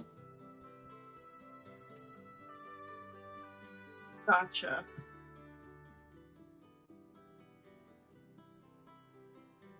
Right now, the servant is still before you, cowering and crouching, saying, "Please, I don't want to betray the captain, and I don't want to be hurt. I'll do whatever you do. Please." All right. I have business with Doozer. Do you know where he is? Doozer? I'm not sure I know that name. I give a vague, like a description. Yay tall. What is he, like ginger kind of? He's black stringy hair. In my head, he kind of looks like Largo Legrand from Monkey Island 2. He's sort of like he's a hot rat boy summer kind of guy. Yeah, I get like very generic. Well, not I describe him, but like avoid a lot of like in-depth adjectives. Oh, the servant looks less scared for a second, goes, "Oh, is he the one that pooped himself?" Yes, yes, that would be him. I haven't met him myself, but I do know who you mean. I've seen him around a few times. Oh, but you're not friends of his, are you? No, I just needed to speak to him. Good. He's no longer allowed in here.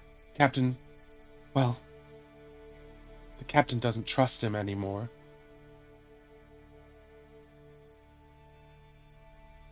Figures. Yep. Well, I'll be here for a little bit. If Captain comes back, let him know I was looking for him. Wait.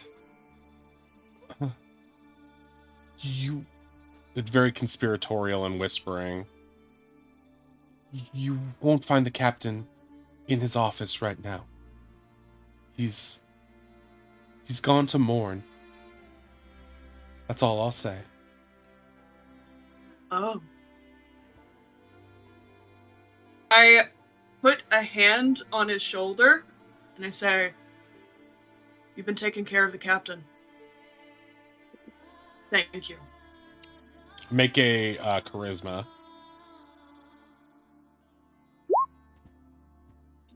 23 or natural 20, so 19 or 20. With that, the guy's eyes glisten in water, and he sort of blushes. Says, "Please, not here. Meet me at the Under Tavern later, then maybe we can talk." Yeah, I'd like that. Cartoon hearts begin to flood from his eardrums. Servant will remember that. You can Servant feel approves. Finn's eyebrows narrow invisibly. It's made more confusing by the fact that to the servant believes they're talking to a short minotaur. You have to remember that. Not Way.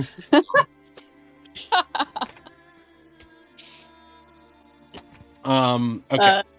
So I think while that's happening, Yeah, Finn's gonna whip out those thieves' tools and sort of do like a 1-2 pass look around just in case and What- try to pick the lock. Will this kill your invisibility? Or is that only No, the only thing that Attack. ends invisibility Attacks is an kill me. attack or if I take damage. attacks and damage? Got it. Yeah. All right. Or breaking concentration, but yeah, that's a given. So do you have proficiency with thieves' tools? I sure do. She invented them. Okay, so roll sleight of hand plus, I guess your PB bonus, right?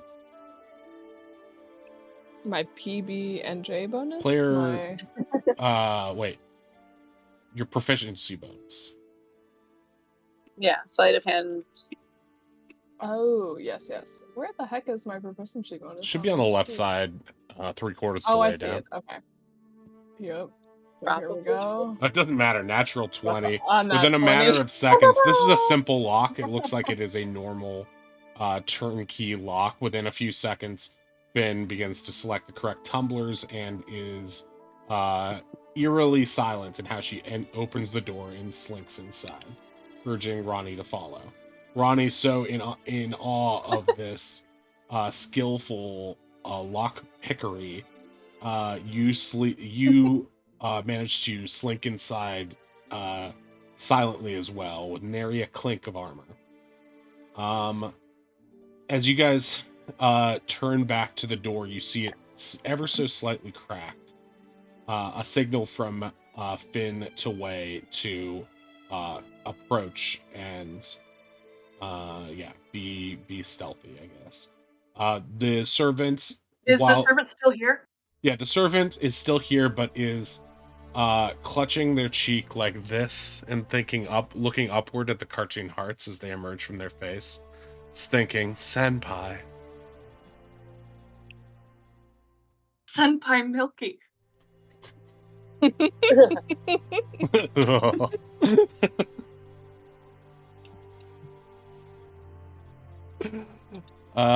You guys are able to walk through the door, Big Kev and Milkhaven, and shut it once more.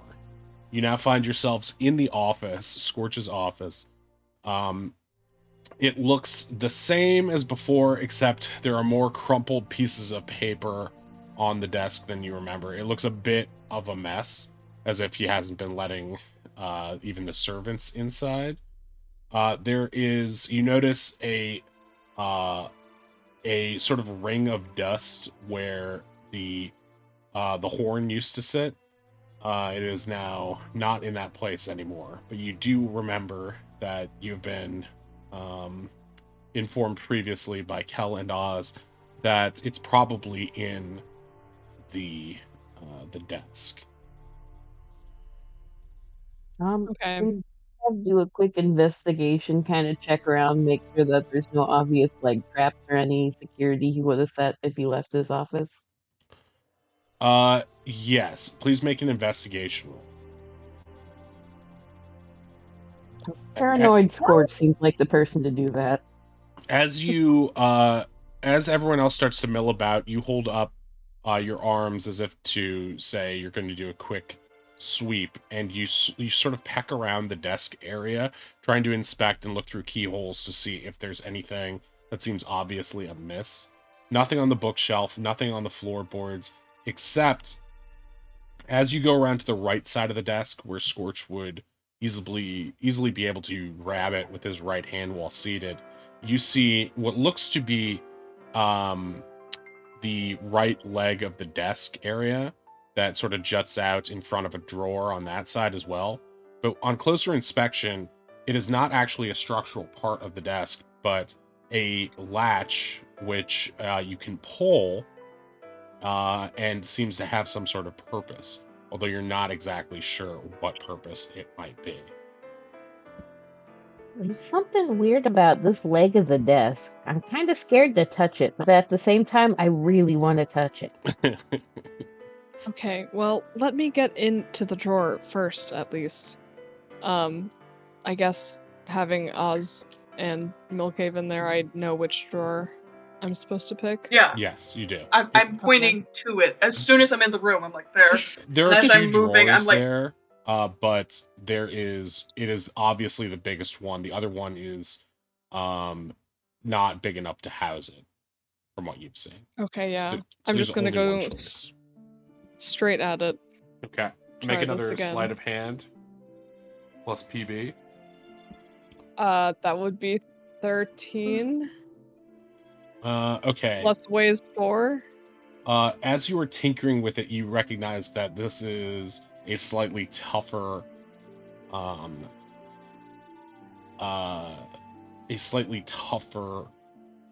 lock to pick. It seems like it was specifically built for hiding goods. So you're struggling with it right Can now. I use my calming presence? Ronnie puts their hand on your shoulder and urges you to take a deep breath.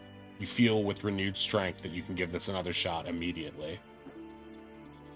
Her deep breath is more of a growl, and she's gonna do it again. Okay, plus your 3. 3 is 17, and that will just be enough to crack 2 of the tumblers on this thing. So now you can get it open a smidge, but there's still another lock in place that is, looks like there's a secondary lock at the back of the first one. It looks like this must have some sort of specialty captain's key fitted into it with a weird second mechanism inside of it.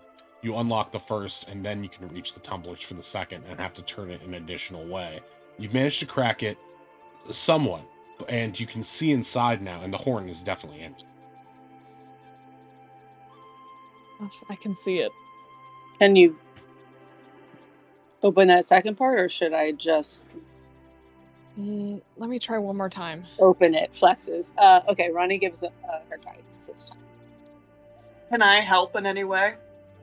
Can you think of any way that would help, like RP wise? Either holding the door just so that she could get the tumblers just in, or listening up against as close as I can get to the lock to hear the lock clicky noises, a la Oblivion. Without knowing the intricacies of the lock itself, you're not sure how to hold the door. So instead, you get your ear as close as you can to the interior of the exterior of the lock, so that you can check for differences.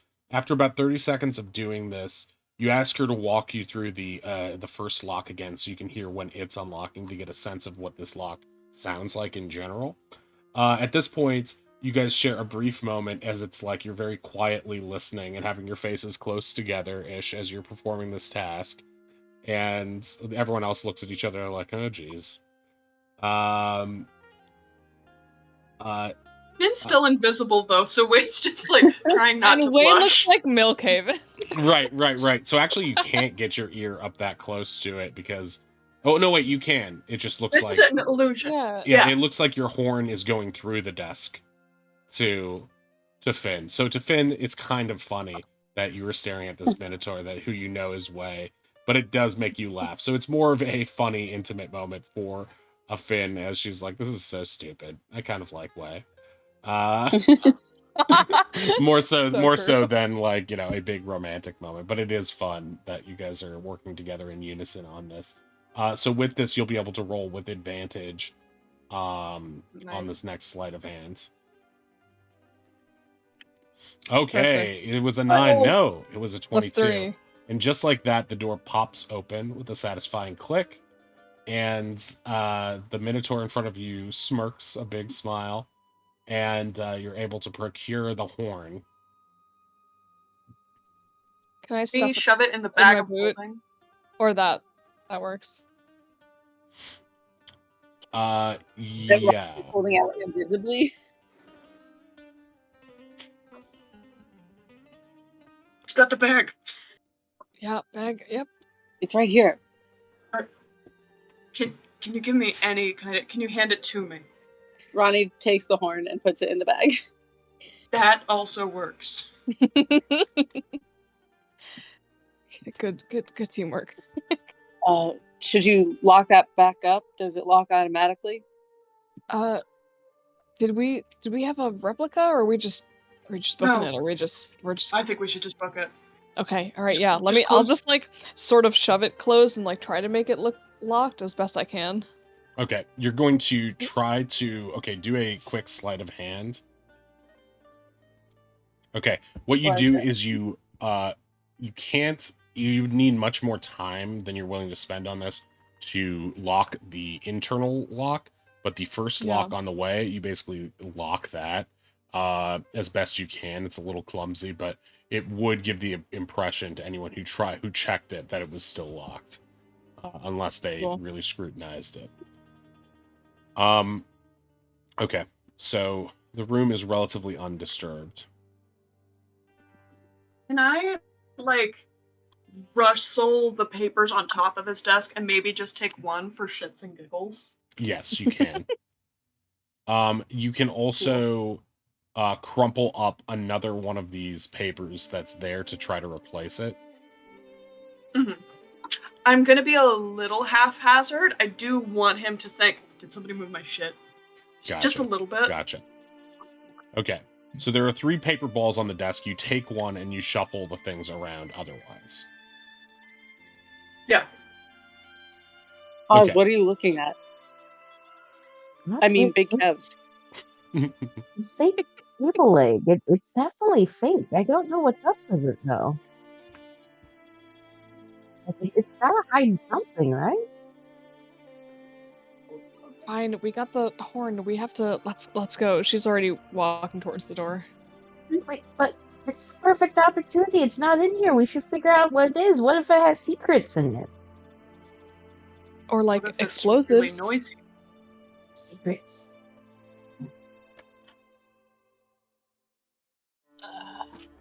Is there a window in this room? No, there is not.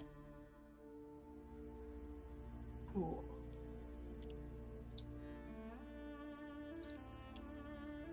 Okay, worst case scenario, if it's noisy, we can put Oz in the bag of holding and you two can boogie out of here ASAP. Oz would die in the bag of holding. Worst Wouldn't he case, have 10 I just minutes? blink and get out of here with magic. I like that plan.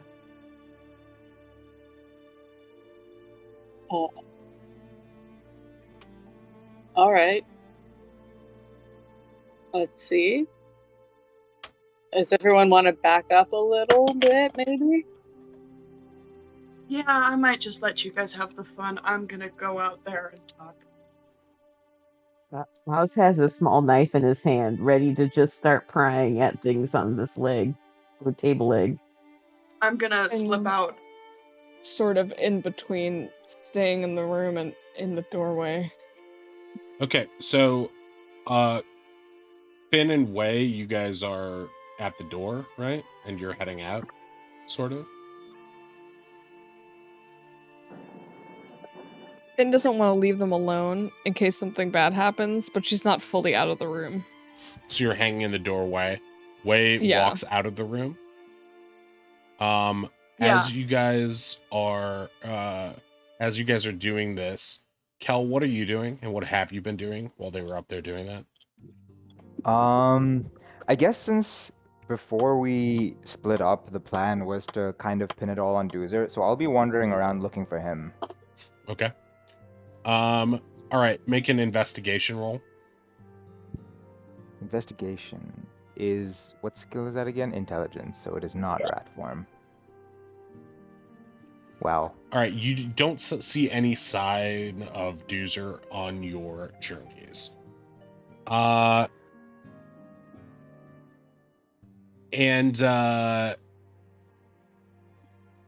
you make a stealth check for me? For sure. Okay. 14. Wait, don't you? Okay, yeah.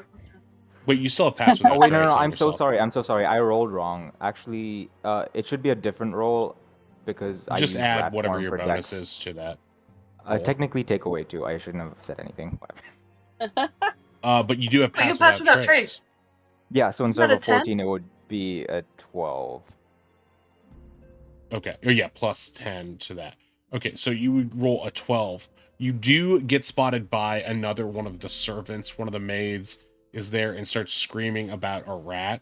A couple of the guards run into to the room. You are currently in the sort of the living room area with like couches by a fireside kind of place, sort of like a smoking and sitting room.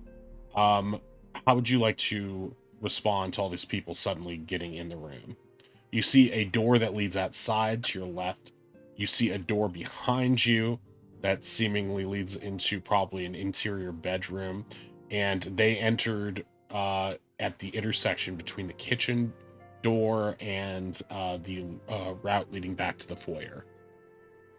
Okay. I don't know that the group has found the horn yet. An interior bedroom sounds like I could find something spicy, so I'm gonna head into the bedroom. Okay. You head. You are spotted, but as soon as the maid shrieks, you head towards the bedroom. The door's shut, but you can sneak and squeak under it. So I need you to give me a dexterity roll to sneak under. Okay, you Jesus are Christ. just barely able to sneak under. Your butt almost gets stuck, and they do see you sneaking under there. So they're gonna rush forward, and futz with the door. They eventually find the key, but you do have a couple extra seconds, so please make another stealth roll to try to hide in the room. It's kind of a cramped and quaint guest room. Okay. Ooh, 18 actually. 18. Okay. If that's a So stealth roll, yeah. you climb up the desk that's in there, and you see it's a rolling desk with a rolling top that covers the interior. You cleverly think to shut the rolling desk, thinking a normal rat would never think to do this. They probably won't look inside for me. They'll probably look on the ground. And so you do so. They burst open the room. The room looks completely uninhabited. No sign of rats. They spend about 5 minutes looking under the bed and on the obvious shelves, but find nothing. Okay. I know you said this was a guest bedroom, but I am in a rolling drawer. Are there any like documents, anything I can see that's of importance in there at all?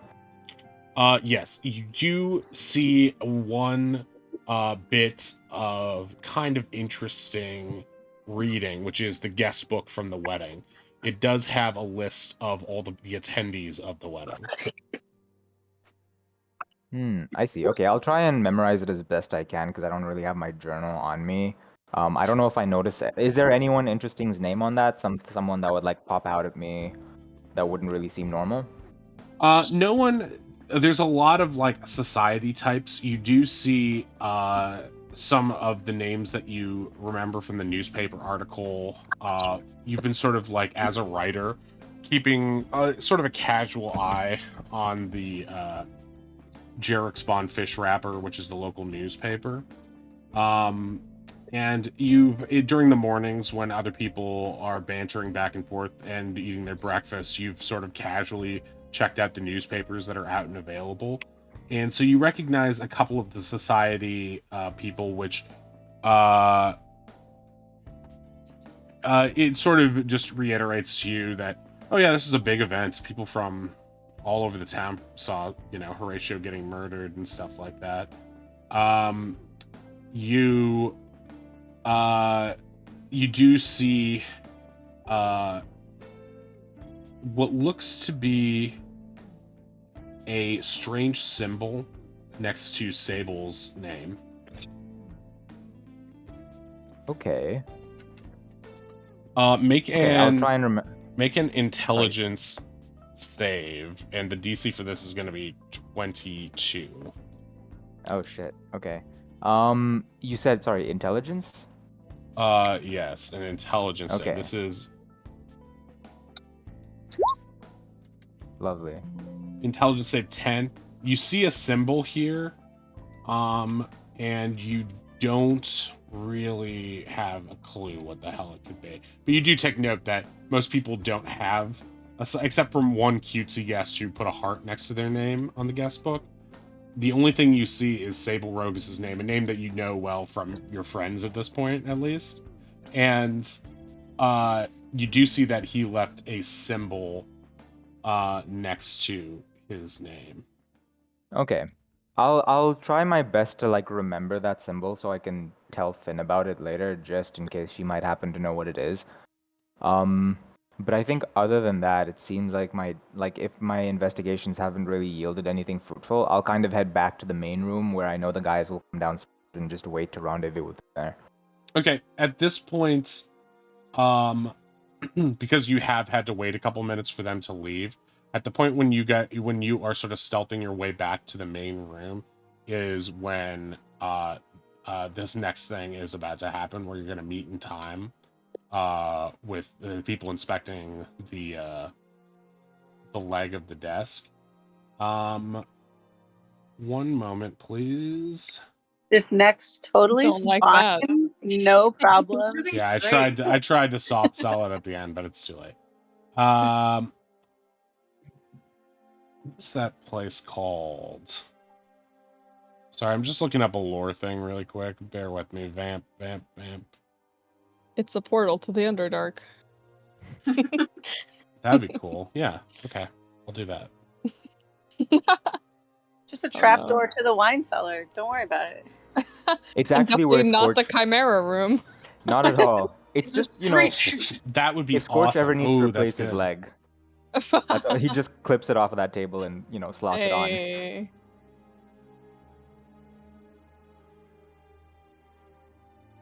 Okay. Kel, I wanted to let you know what the symbol looked like. Okay. It is a crescent moon hidden behind a cloud. Crescent moon hidden behind a cloud. Okay, that shouldn't be too hard to remember. I'll make a mental note of that. Yeah, it's not some super complex thing. It is discernible. Almost like, it's not like Sable's this great artist or anything. It is discernible hieroglyphics looking like that. Cool. Thank you. Okay, so you, make a stealth roll as you're getting back from that room to the foyer. Fuck. Okay, natural. Why am I rolling so 1. badly? Actually, that's an No, 11. rats. It's 11, but yeah. You make your way back, and basically the same thing happens again. The same maid sees you and shrieks, and you run and you desperately go under the doorway again and hide back in the same rolling desk thing in there. The guards come back in and look around, and they're like, "That's the one place we haven't checked." And it's like, Scorch doesn't want us in there though. And they start to get into an argument, and they're like, "Fine, we'll open it, but just real quick." So you can hear them say they're about to open this drawer, Cal. Invisibility. Hidden Okay. step. They you go hidden step, and you are now an invisible rat in there. They open the thing. They see nothing. Are you staying in there, or are you going to try to dart elsewhere? While they're distracted, I know it'll make like a soft thumping noise as I hit the ground, but I figure it's easier to just run away than hang tight and hope they close the drawer within 6 seconds. So you're going to run away? Yes, I am going to run away. Okay, out the door? At the front door? Or Yes, to another location? Okay. Out the front door, back to the like living room where we split up with the rest of the guys. Back to the foyer. Okay. So, Yes. you are now invisible. You've got 6 seconds to do this, and as a dash, what is a rat's speed? 20 feet if I dash 40. Okay. So the maid is looking in the door behind them. You stop being invisible after you pass through her legs, like underneath her legs. God damn it. As you run past her feet. Nailed it. So you manage to get back to the foyer and hide in a underneath an end table. You're like semi-exposed, but no, there's no reason for anyone to be looking there for you. So you're able to hide in the shadow there. Now upstairs, wait, you have just exited the room. Finn, you're halfway out, but your head is turned back towards the duo who are looking at the latch on the desk. Way, as you step outside and emerge, still Bill Caven, you see across the way Serendis's door, a room you remember because it's the place that you guys killed her, opens. In slow motion, you turn back to Finn briefly to glance, tap her, and turn and look. Out from Serendis's room, Scorch steps. He is on the same plane as you and is able to see you should he only turn his head. However, he seems to look just as bad as he did before, and is sort of like staring straight ahead, down towards the servants. His head tilted a little, almost like his mind is on something. You have, less than 10 seconds to act on this. Way, what would you like to do? Close the door behind me. So you step back inside, or you step outside? No, I'm stepping out, closing the door behind me. So you're kind of shoving The Finn door in the room. Sort of hits Finn in the face. No, Finn, you see it enough coming that he just sort of shoves your shoulder with the door into the room, as if you're a dog trying to escape the room. Hey, no, I want on that side. You shut the door. Make a sleight of hand to try to do so quietly. Low DC on this, but because it's not cracked that much. But okay, you easily shut it quietly behind you. Finn's shoulder catches all the noise. It just dampens it. Scorch walks by the servant, who averts their gaze and sort of like bows to him. He holds up a hand as if to say, "Don't speak to me." Then he walks down the hall and sees your boots and immediately looks up and meets your gaze. He looks startled, and he stops where he stands, surprised to see you there.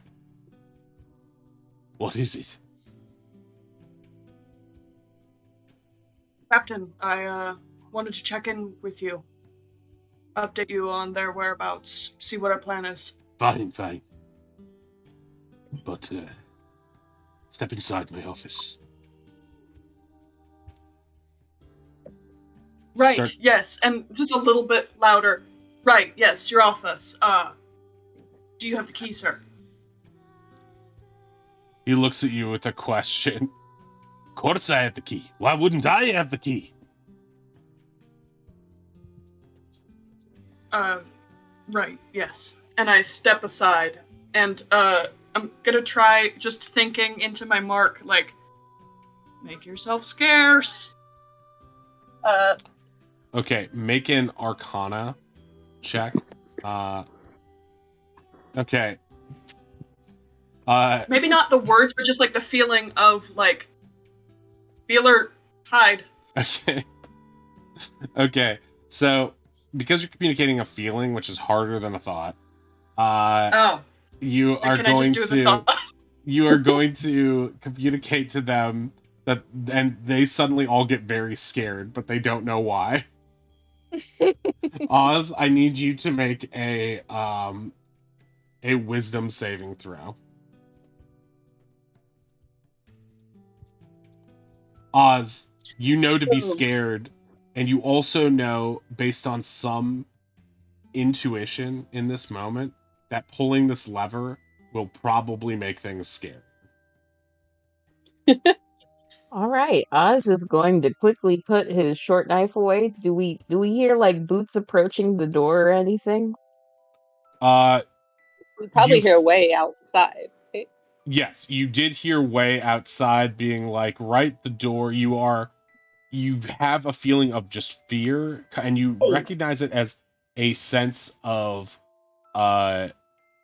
you're not sure that it's coming from way. It was badly transmitted, but what you are sure of is that you hear Way's voice and you are afraid now, which seems to signal to you that something is about to happen. Right, Oz is gonna panic cast Blink. Okay. Can you put Blink in there? I know you can teleport a short ways, right? Oh wait, this is not like Tracer Blink. This is this is like go to a different dimension. Right. Yeah. Okay, so yeah, you have just enough time to cast Blink. So roll a d20 to see if you go to the ethereal plane.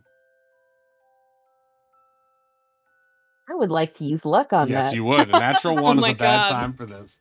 Okay. Natural 20. Okay, great. Right. Holy shit! It's always one or the other in this crazy game. It's Big Kev, it's one or the other. There is no in between.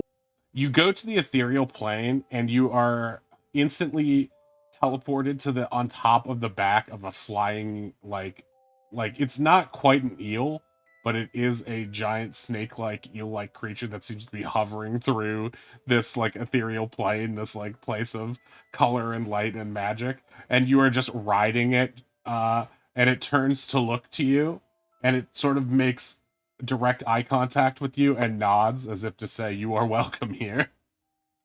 and you begin Oz nods back soaring. at it and will just ride it wherever it takes him. You begin Oz is not going to soaring, question this. soaring through the ethereal plane, riding this creature like the kid in Neverending Story on the back of Falcor. Yes, exactly. Ronnie immediately got the vibe. The Never-Ending Story. So happy. Oz has gone from the scariest situation to the ultimate mage fantasy. Oz is just more than okay with this. He is flying on a reptilian creature. This is like multiple dreams come true all at once. Okay. Hey, Oz, I heard you were looking for a dragon. Wait. Come with me. Embrace our life of sin. Classic Falcor. Shrug. Okay, so Oz is here 1 minute, gone another. Ronnie, you see Oz disappear, Big Kev disappear, and Ronnie just like tries to get out of the way. They're still invisible. So right, they're just like, right, but they're like pressed up against a wall somewhere, like Scooby Doo in the hallway style. right. You're hiding in the corner between two bookshelves, basically. And the door opens, and Scorch comes in, and he immediately looks tense and starts looking around. Someone's been here. Feel it. He begins looking at his papers. Yeah, There were 3 bowls here before. I know it. You know it. We all know it. Don't we? He laughs in a way you've never heard him before. He seems like he's having potentially boy. a manic episode. He shuts the door, and then he locks it from the other side. That's strange. Thought I locked it when I left. Oh, I've been sleeping. But that's your fault, isn't it? He points to you. Then he starts laughing again. Oh, haunting my dreams, are you? He seems to be referencing something that you don't have any knowledge of. I laugh, like kind of give a chuckle, like I'm totally in on this. Okay, make a charisma save.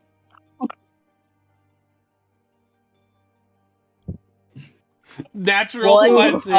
You start Jesus. laughing exactly in a way that puts him at ease. And you're like, yep, haunting your dreams, that's me. Oh, he starts laughing hysterically. Salty sea dog. And he goes and he almost brushes past you, Ronnie, and just plops in his chair and sits like he's finally relaxed. Oh, Bill Caven, you're the only one I can trust. He pours some scotch for both of you. It slides it across the table. I see the Brat I Summer. absolutely go to take. I'm sorry.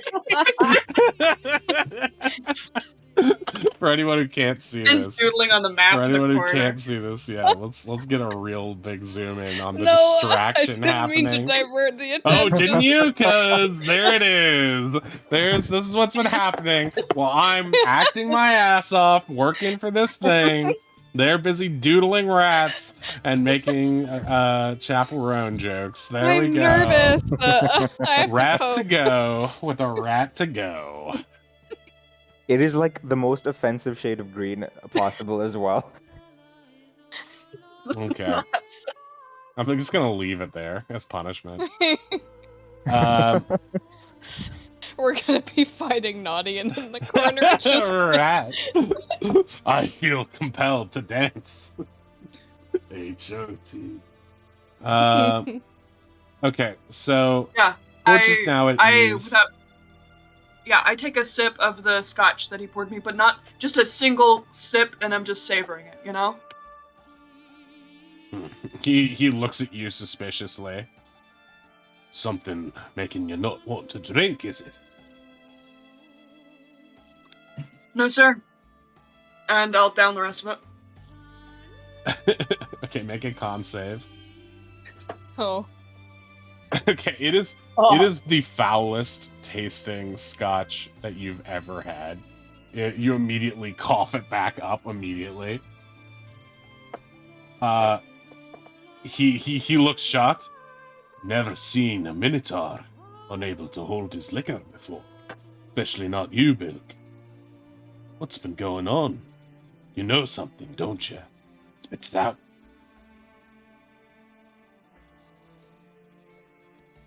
I hear talk. What talk? It's the hooligans.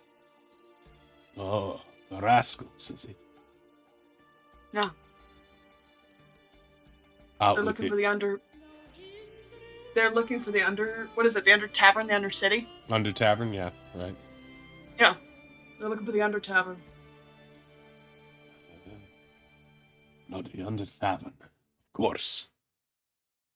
Well, let's see what they find down there. Maybe we'll send a few of our own boys. Or maybe we won't. We send our own. They get their minds poisoned by the rest. No. No, I don't know what to do. What would you have me do? He looks pleadingly at you. Yeah. Big Kev. We've been keeping tabs on each other. He'll keep a tab on them. And you think we can trust that little half-wit, do you? I don't think we can trust him. I think we can use him. He betrayed us once before. We can't trust him. No. I'll send me men. Send them to wait outside. When they're there, they'll wait outside and beat the living snot out of whoever comes out. Yeah, That's our captain. good, good. Stay with me, have a drink. Need to drink myself to sleep tonight. It's like early in the day. Yeah.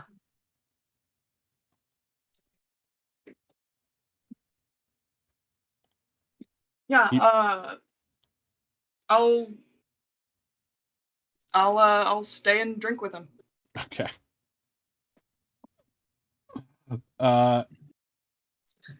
At this point, he pours another glass for you guys, and I need you to make another con save as he downs his.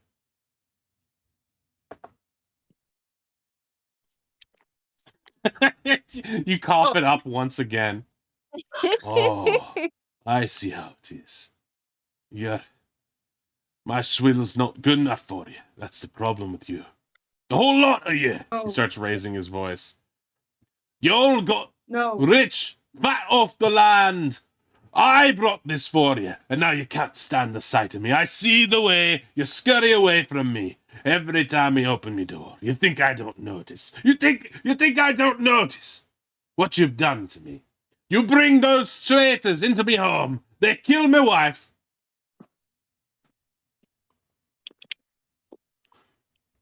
He stops. He Captain, takes a I'm breath sorry. and pours himself another drink. It's every time I take a drink, I remember him. What? You got a sweetheart? No, just getting stupid and sentimental. He squints. What do you remember of Captain Horatio? What was your favorite memory of Captain Horatio?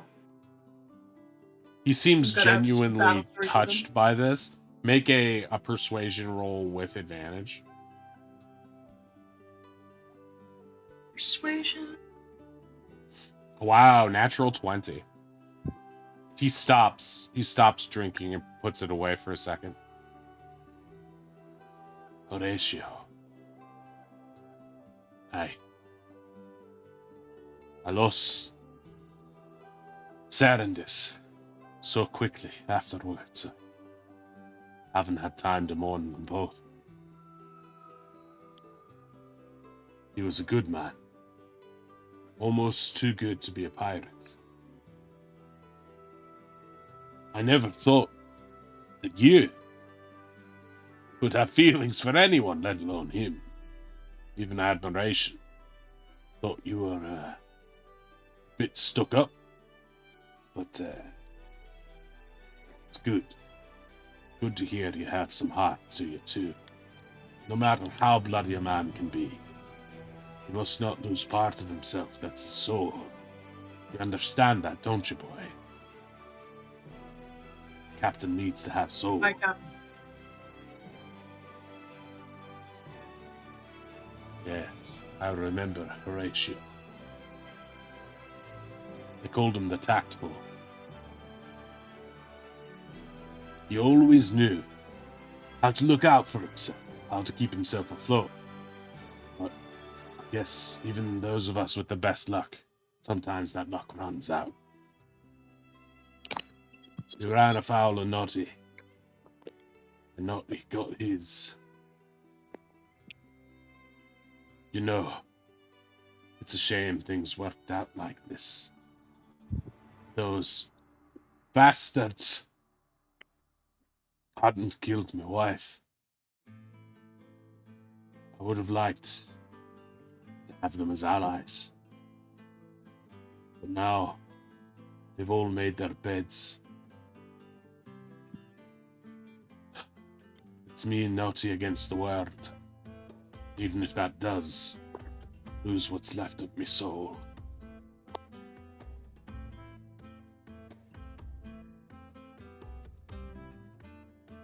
He finishes his drink and pours you both another. Seems like he has no impulse to leave the room or stop drinking at this point.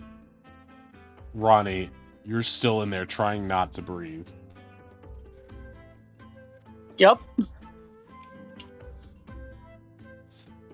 While this is happening, the rest of you, I guess it's, wait, how long are you in the ethereal plane?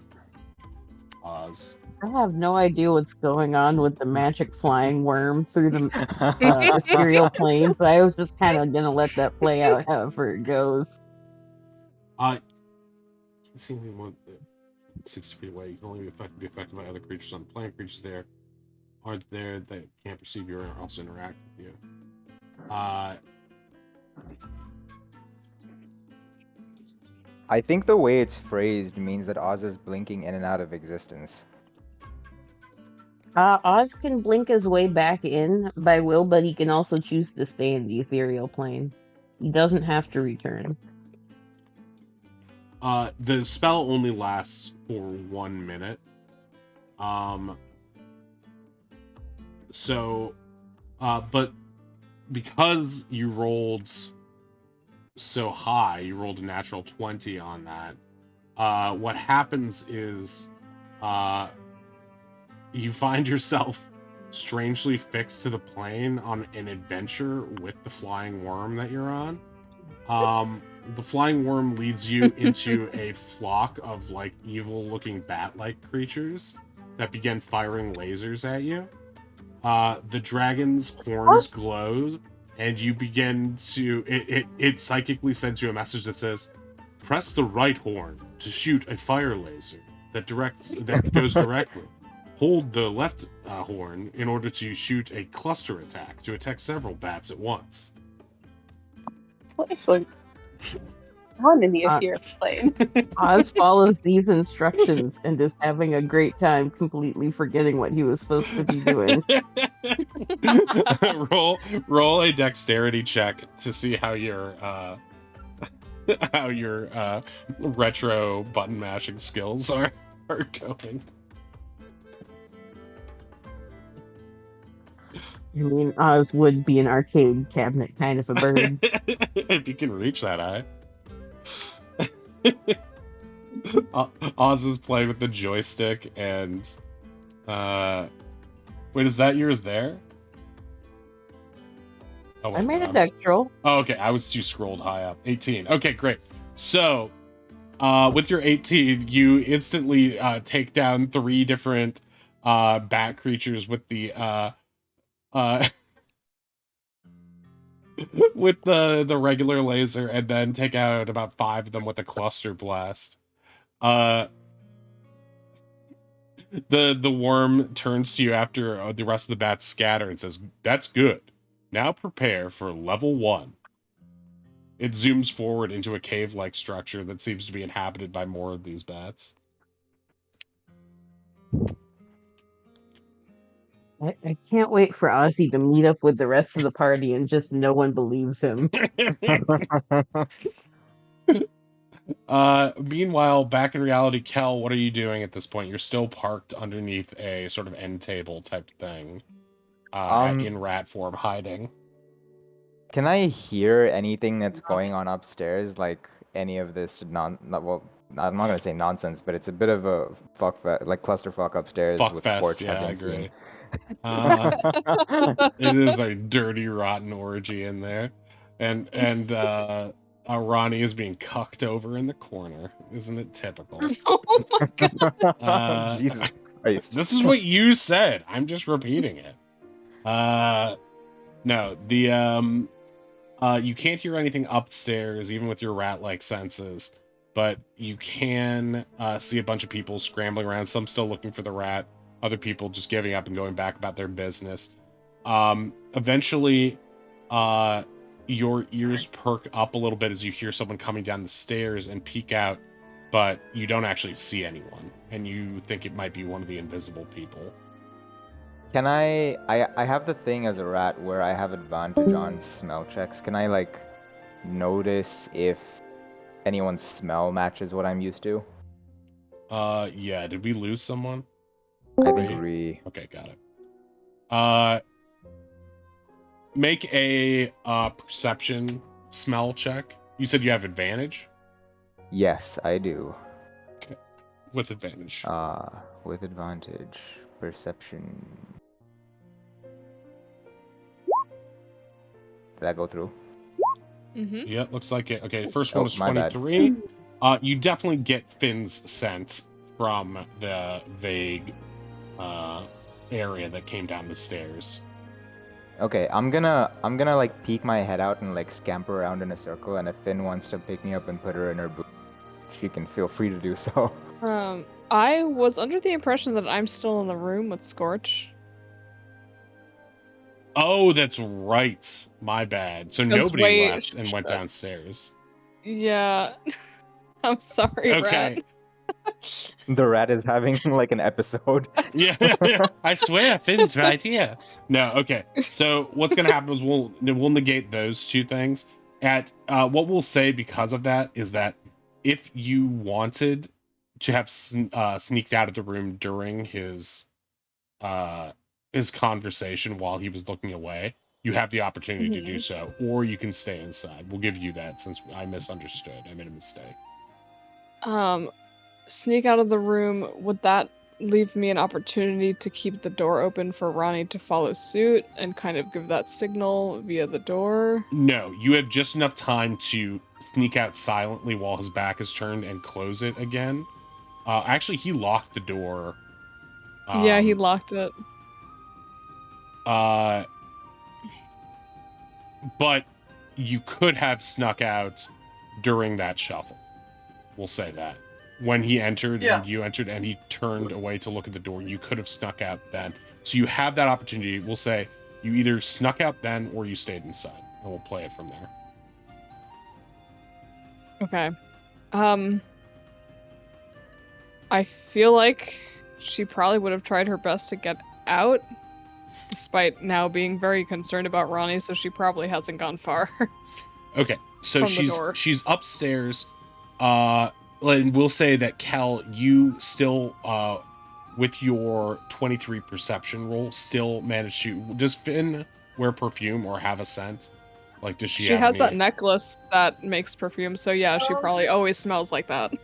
Okay, so it's very slight now because she's trying to keep on the stealth thing, but because of your rat senses, you can smell that ever so slightly. You get the sense that she is still probably upstairs, and so Cal, if you'd like to try to stealth your way upstairs to meet her where she is standing in the hallway, you can.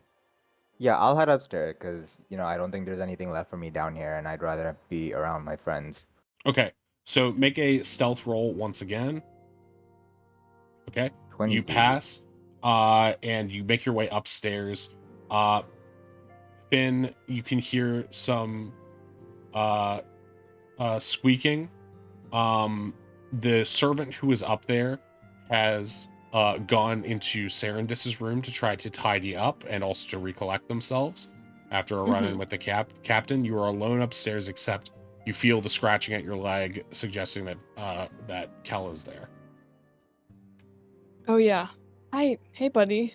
Kelly, you can talk, right? I keep forgetting. 'cause you Yes, look- I can talk. It's me. Okay. Sorry about the buddy thing. How bad would it be if it wasn't? Kel is just some rat. Ew, what are you doing? Yeah. Ew. Ew, brother. What's this? Okay, did you find anything? What? The Scorch is in there right now. It's like Oh, kind oh of shit. bad. Do you need me to run another distraction? I didn't really find anything, but Are you? if I Are you guys talking might out help. loud to each other? I'm whispering so quietly you don't even It's like, know. I can be Where's cupped in your Kel hand, in it relation can to be you? like... Are you picking him up, or is he in your boot? Are you whispering to I your think boot? I'm sort of trying to like almost like curl myself over him so like my invisible body is like blocking surrounding him. Yeah, right. Yeah, so it doesn't look like anything. Finn Yeah. puts on a chef's hat and puts Calcan inside. Let's say Yeah, this. Let's say you're exactly. pretending to tie your shoe, and he is in the boot, right? So to them, Sure. then you can talk to them. That's okay. To no one, they see nothing. Yeah. And yeah, what was I saying? We could use another rat distraction, but it might kind of be He's dangerous. been through so much, dude. I know, like I don't want to put you through that though. Like yeah, you're now so... you don't. After being called out on it, jeez. Come I on. think Kel takes this very much to heart, and he's like, "My friends need me," and he'll just like Yes. hop out of Finn's hands. Bonnie's in there, ways drunk. I think. Just do your best.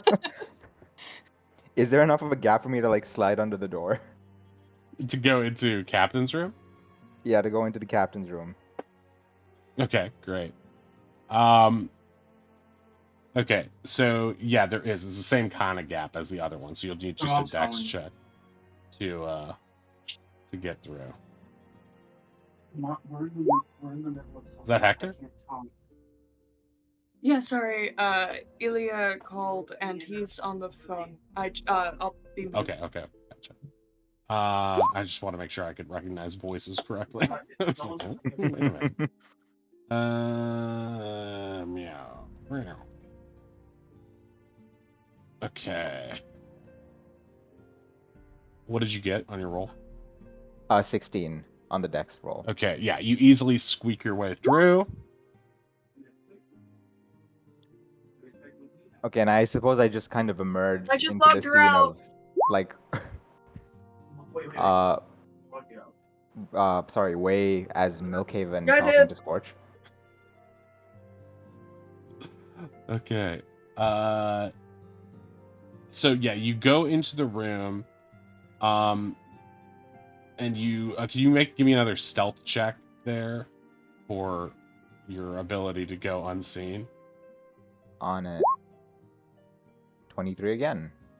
Oh yeah, Hey. 23. Okay, yeah, you are so small that the bottom of the door is not really that clearly visible beneath the desk, and you manage to crawl into a corner.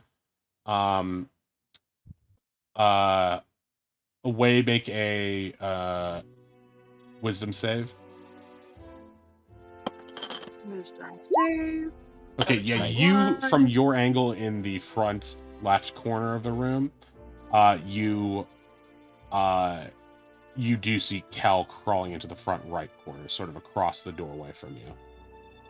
And you Oh, recognize so I'm it as facing the door? you are if you entered the room and turned to the corner closest to you on the left, that's where you would be sitting. Kel is if you opened the door, entered in, and turned to the right. And if you opened the door and walked straight, you would run into the desk behind which Scorch is sitting. And Gotcha. to the right of Scorch, if you were across the desk from him, would be where Ronnie is hiding in the corner. So it's like, to put it another way, if this is the room. Oop, sorry, I'm on the wrong layer.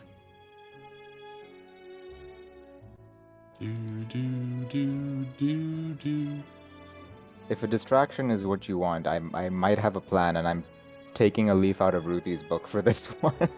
Chimera. Are you gonna turn into a bear? No, I'm not gonna turn into anything. Rats. Brats. Brats. Ratatouille. Okay. And then, Could you see that? Scorch is That's yeah. so everyone's represented by their first initial, as commonly called. Way is in that spot. Doorway is represented by this box here. Gotcha. Okay. So yeah, you are in the bottom left corner here. Kel is a rat in this corner, underneath a bookcase there. Ronnie is between two bookcases in this corner. Scorch is facing in the direction of the door. The lever is to Scorch's right hand. Unless Wei reacts in any way to seeing me, actually does Wei react in any way to seeing Kel? It's up to a way to decide. I might do a low. I've probably got at least one hand on a knee, and I'll flex my fingers and almost a low wave to Kel, but I'm not gonna make it overt. Okay, make a. We'll put a DC 5 on this, so make a sleight of hand on it. Oh, Jesus Christ. 7! Oh, I was boy. like, I'll just make it a low, but it'll be. That's why you do it, right? It's more fun. So, okay, you barely pass. He sort of looks at you, but then you just inspect your nails as if, getting some boogers off. No big deal. And Cal, you perceive this as a wave, so you know you know that he sees you. I'm gonna scamper up Wei's back in a way that it's hidden from Scorch. If the angle is if Scorch is looking at Wei from there, I'd be behind Wei so that the vision would be obscured. So I can crawl up Wei's back. And I would like to whisper very softly to Wei whether he wants me to run crazy distraction or no. Slight nod for yes, slight shake of head for no. Wait, so can you slow this down for me? Are you walking over and whispering out loud, or are you using the connection to speak? He's trying to crawl up the back of the chair and scramble up Right. my back to whisper behind my ear. Yes. Okay. Up his shirt kind of deal. So you need Yeah. a Unless stealth Minotaurs check don't wear to shirts. do just that, basically. Okay. Even if it fails, it'll be the distraction we need. So 28. Perfect. Okay. Yeah, you easily do. You easily do move over here, and you are perched behind the Minotaur Way's sizable head. So it's kind of a ratatouille, but you're just sort of on the back of the head, right? And you can easily whisper to him. Yeah, slight. If do you want a crazy distraction or not? Slight nod for yes. Slight shake of head for no. Or nothing for no. Come on, Cal. Or nothing for no. Thank you. Random voice in my head of reason. Thank you, Fabian. Very cool. Yeah, no problem. You see him with a backwards 90s tie-dye ball cap, sunglasses, and a skateboard. He goes down a ramp and immediately breaks his leg, holding it like Peter Griffin and going, ah. Yeah, I'll slightly nod my head and I'll say like, anyways, you were we were talking about Horatio. Any battle stories you have to share, Captain? What did you communicate to Kel? Slight Yes, nod of the head. I'm like yeah. nodding, slight nod. Like, oh yeah, I remembered we were off topic. I wanted to hear a story. Oh, there was one time. We were, this is about 2 years ago. There was this little band of adventuring pirates. Thought they could take the seas for themselves. Didn't care about who'd come before them. We ran them all through. Horatio came up with the strategy. I executed. He looked on as I stood there bloody with me cutlass. There was this one woman, the only survivor, the only one too pretty not to stab through the heart. We left her to let her go down with the ship. Thought a thing of beauty like that to be returned living to the sea. Let the sharks decide whether or not they're going to eat a pretty red-headed lass. Now, I'm the prettiest of them all. Am I not? Wait, is Scorch red-headed? I need to double-check that. Yeah, he is. I think he was is, right. yeah. I feel like that was the thing. Fire beard. Now, I'm the prettiest redhead of them all. Don't you agree? Aye, Captain. And I'll like take another. I'll take the drink to my lips, and I'll like mime a drink, but nurse it. He was great. But we held to. Well, I suppose most of my sailing days are over. Suppose I just sit here in the mansion and wait for Naughty to get sick of me too. He sort of looks down darkly. Yeah, sorry to cut the moment short. I'm gonna run on top of Way's head, grab 2 tufts of his hair, and pull as hard as I possibly can. Okay, that's not what I thought you were gonna do. Okay, so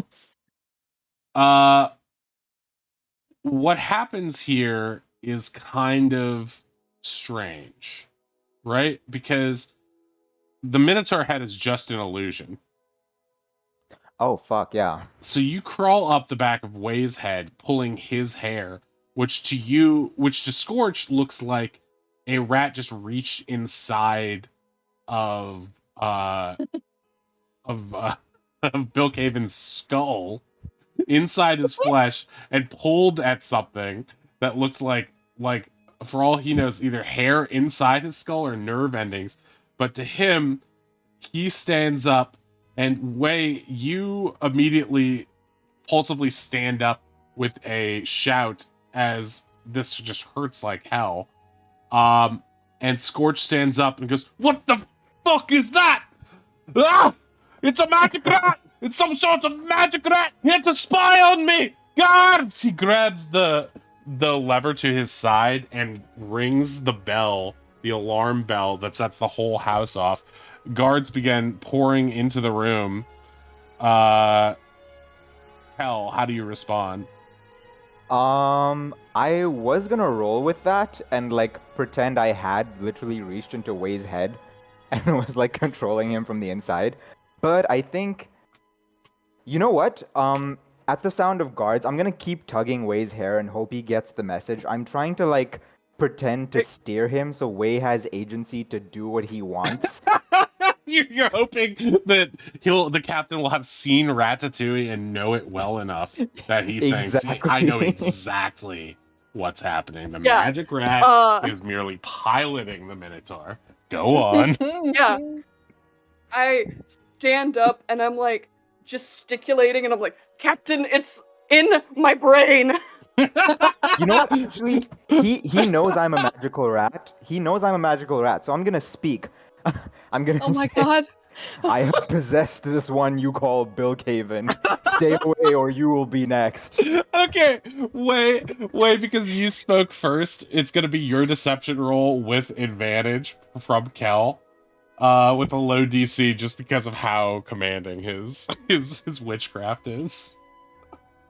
So I'm rolling deception? Yeah, you're rolling deception with the help action from Kel. Okay, that's enough. So that's 12. 29. Oh wait, 29. Yeah, is enough. 12 would have been enough because of what's happening right now. He says, no, my own friends. Don't worry, we'll shoot him right off your head. I'm still sober enough for this, I reckon. He pulls out his flintlock, and he aims it squarely at Kel. Before anyone can protest, he fires. fuck. Does that hit? Oh yeah, it hits. Oh shit. For 18 piercing damage. You are now out of wild shape. And you are now Kelken. The room bursts open with guards. As the guards were flooding down the hallway, how did you respond, Affinity? She's probably just stepping back, but also sort of trying to peek in to see what the fuck is going on. What the fuck is happening? Some of the guards exclaim, and a game of telephone starts. The captain, he just shot Bill Caven. He hates Bill Caven. He hates all of us. Run! A few of the guards scatter, thinking the captain has lost it. No, you idiots! I'm not shitting him. There's a rat on his face. He's seeing things, I swear. Okay, Kel, the magic fades and you are on Way's head. Way, make a dexterity save to try to avoid being weighed down by Kelken's massive body as it appears on your head. You easily scramble out of it. Kel, you fall backwards. Can you make a dex save to try to land upright, or at least in a comfortable position? Okay, you fall and hit the back of the chair, almost knocking it over and fall on your butt. You're now prone. What? Wait a minute. Has Scorch seen you before, Cal? I think he has. Because you were in that room I assume previously. he would have. Yeah. Yeah. He At definitely the has. bachelor party, probably. Yeah. But also in the room In that a time, he dress. said something. I remember too. Oh yeah, definitely at the Yeah, bachelor Kel party. was the snappy. He had the comeback at that one spot. Yes, exactly. Mhm. While in the room, I remember that he was not in disguise. That was when Finn got taken in and built Yes. right after Doozer dropped a deucer. Yep. So, you, one of those Sahooligans. Knew it. I knew you're all spying on me. Move back, Bilk. I'm gonna blast his head off. He starts to reload his gun. Do I have a moment? Are there any guards in the room actually? Yeah, there's like four guards who've just poured in. Ronnie is like squunching against the wall so hard to try not to run into these guys. There's like a dude right in front of Ronnie right now. But did they break the door down? No. Wait. Oh yeah, the door's locked. No, they didn't, but one of them has a key. Oh, okay. Just for this circumstance. I think I was going to say, in the confusion, I think Ronnie is trying to like squinch their way to the door. Okay, make a stealth check, I guess, doing that. Am I back in the zone of Path Without Trace? You are. Yeah, you would be. And yeah, I and suppose in general, I would have had you're to roll invisible, so you concentration have on that. advantage. What's that? I suppose I would have had to roll concentration on the Path Oh Without yeah, you're Trace, right. 'Cause I So got blasted in the face by a fucking cannon. and you take the additional 17 piercing damage to your Right. regular I just form. don't see my token. I'm looking for me right now. I don't. Oh, you think can do you that pull on it your yourself. sheet as well, though. Oh, right. I'll give you your token back too. At this point, I feel like I would have like whirled around to face Kel, and I like hold up a hand, and I'm like, Captain, we have an opportunity. Let's take him downstairs and see if we can get him to talk. He's the squishy one. I'll never talk. But we'll see about that. And I'll like pick him up by the scruff and I'll like try and pull him up to show how muscly Bill Caven is. Okay, a couple things are happening here in that brief exchange. So let's roll each of them. So, first off, we need Ronnie's stealth roll, right? Right. I forgot to roll my con save to see whether I keep it. Okay, cool. So Okay, pass without trace is still up. And I think because I'm invisible, I have advantage, right? Yes. Oh, well, And I guess because I have normal because I have disadvantage. Right. So, So it's you a have normal plus 10. Yeah. I'm going to Right, say pretty that sure. because of the situation, though, it's a low DC, because there's a lot of commotion. A bunch of guards just came in. Even with heavy armor, you're still able to sneak your own movement into the sound of these guys moving in. And you are Even able with- to make... what's that? It's a 23 regardless, because plus 10 Yeah. because of pass without trace. Right. Exactly. So either way, you would make it. There's no mitigating factors to it. But I'm just saying, because of the sound, it makes it easier to sneak towards the door. The door is now open, and you have your back to it as you're looking in the room. You do see that there are some other guys who are scrambling about, some other people, about 4 or 5 guards left in the hall, who are trying to figure out whether or not they want to get involved in the situation, or if they think the other guys have it. So, Ronnie, would you like to stay in the vicinity or try to escape? I would like to stay in the vicinity. Okay, you're going to occupy the space in the door frame between, or just to the right of it, where there's a little bit of space you can stand. Yeah, I definitely want to be in the way of people trying to go in or out, but I want to be like nearby in case things break bad. It's a little, you're like behind the guards who have entered. If there's any jostling or shoving, it might get awkward in there, and you might become more easy to sense, like physically bump into. But for now, you're okay. Okay, so Kel is out of wild shape. He is in the room. Scorch is reloading his flintlock, and Wei has made the suggestion that we take Kelken alive so as to interrogate him. Please make a persuasion with disadvantage on this. Okay, even with disadvantage, you roll a 20, which means he's got the gun in his hand and he's ready to pull the trigger. He puts it down. All right. I know you're right. We'll see what the others' plans are, and then we'll kill him afterward. Go. Right. Take him downstairs. The rest of you out and lock the door.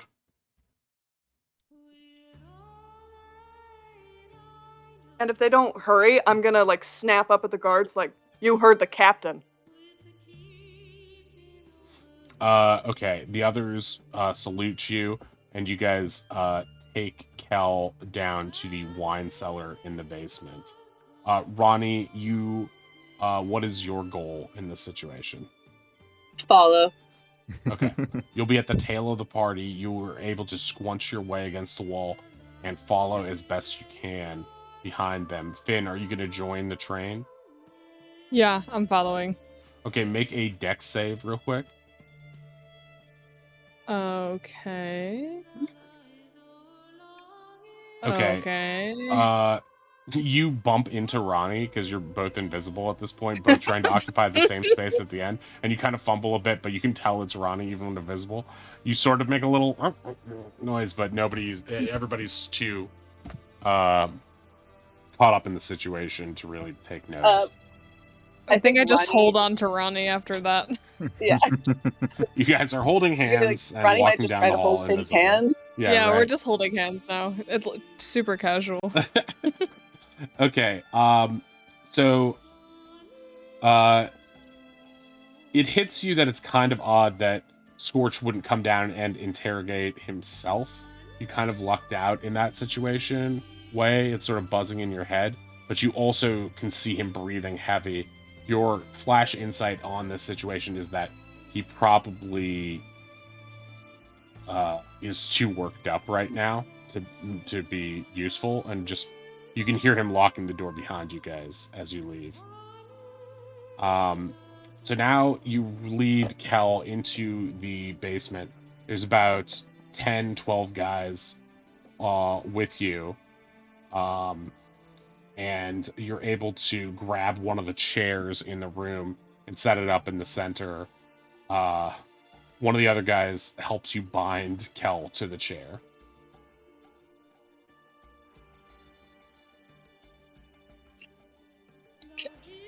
Unhand me, you big, strong, noble, handsome warrior.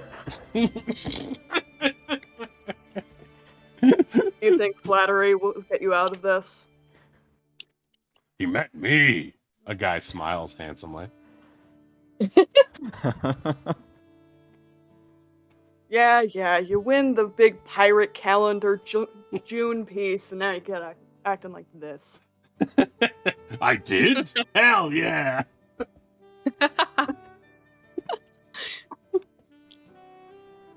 Yeah, is there any way that I can, like, am I helping bind him at all? Can I, like, Yeah, you are. make it a You're slip sort of knot? in charge of this situation. Yeah. Okay. You're sort of honorary. You're sort of like in line to be new Horatio now because you're the only one he trusts at present. Gotcha. Then yeah, I'm going to, like, fake start binding him up, and then to the rest of them, I'm like, go sweep the rest of the mansion, make sure that there's no other devil rats or whatever the hell's going on. A few of them nod and go, so you're left with, like, I would say 10 of them leave. There were like 15 with you, but then there's 5 guys, including the handsome guy, who are with you, and some of the other guys who had been searching for the rat earlier are left, like the big guy and his 2 sidekicks. So those guys seem to be hanging back, and they're looking at you with sort of like annoyed, pouting eyes. Make an insight check real quick. So what you're able to glean is that they all are looking at you without the same fear or deference as the others. You're not sure what that means, but you feel like there's some group dynamic here you don't fully get. The guy who had been chasing the rat before is like, no, I want to see what this shapeshifter's about.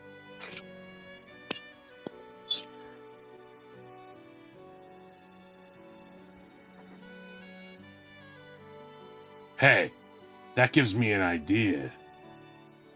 Yeah, maybe we should sick the captain's new pet on him.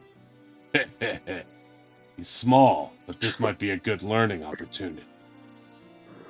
They walk past you into the place where the gargoyle head statue is, leading into the rest of the vault.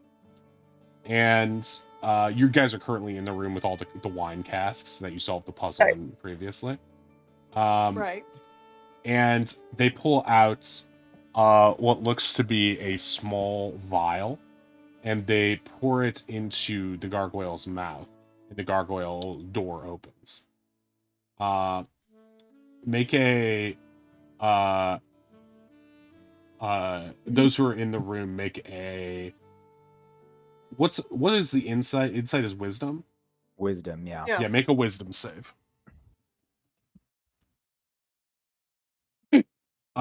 Twins. Based on your best guess, Ronnie, you're able to discern, just based on logical deduction, that the rest of you guys are like, what the fuck is that weird substance?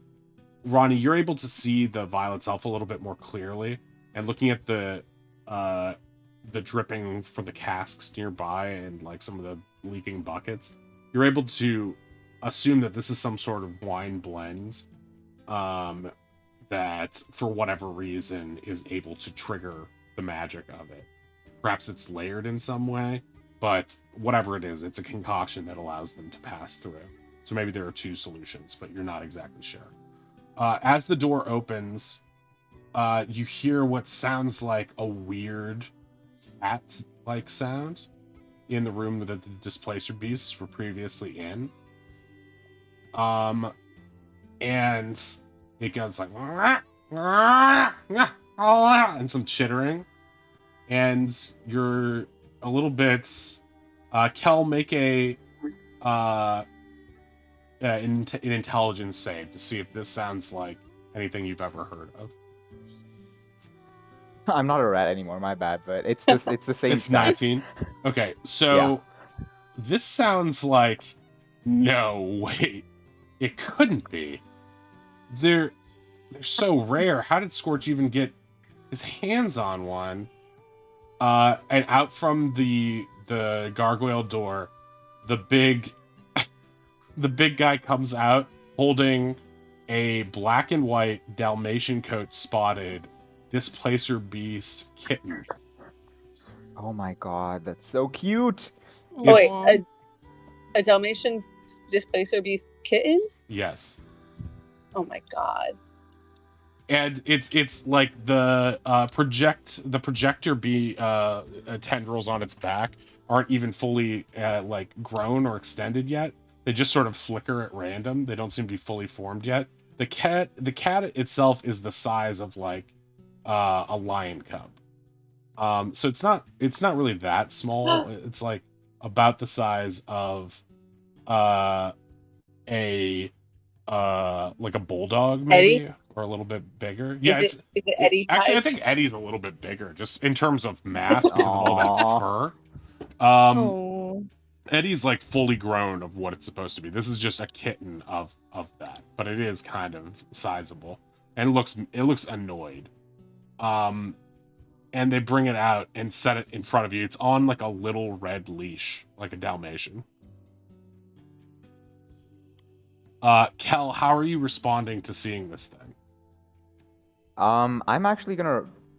Okay, I think he's just so enamored by this thing that he just completely drops the whole like terrified prisoner act and is just like openly oohing and eyeing.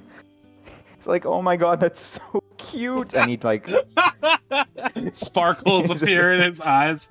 Yeah, exactly. One of the prisoners, or one of the guards, walks up and slaps you across the face for 2 damage, 2 bludgeoning damage. Mind your tone. You obviously don't understand the situation you're in. The cat on the leash gets led up to you and goes,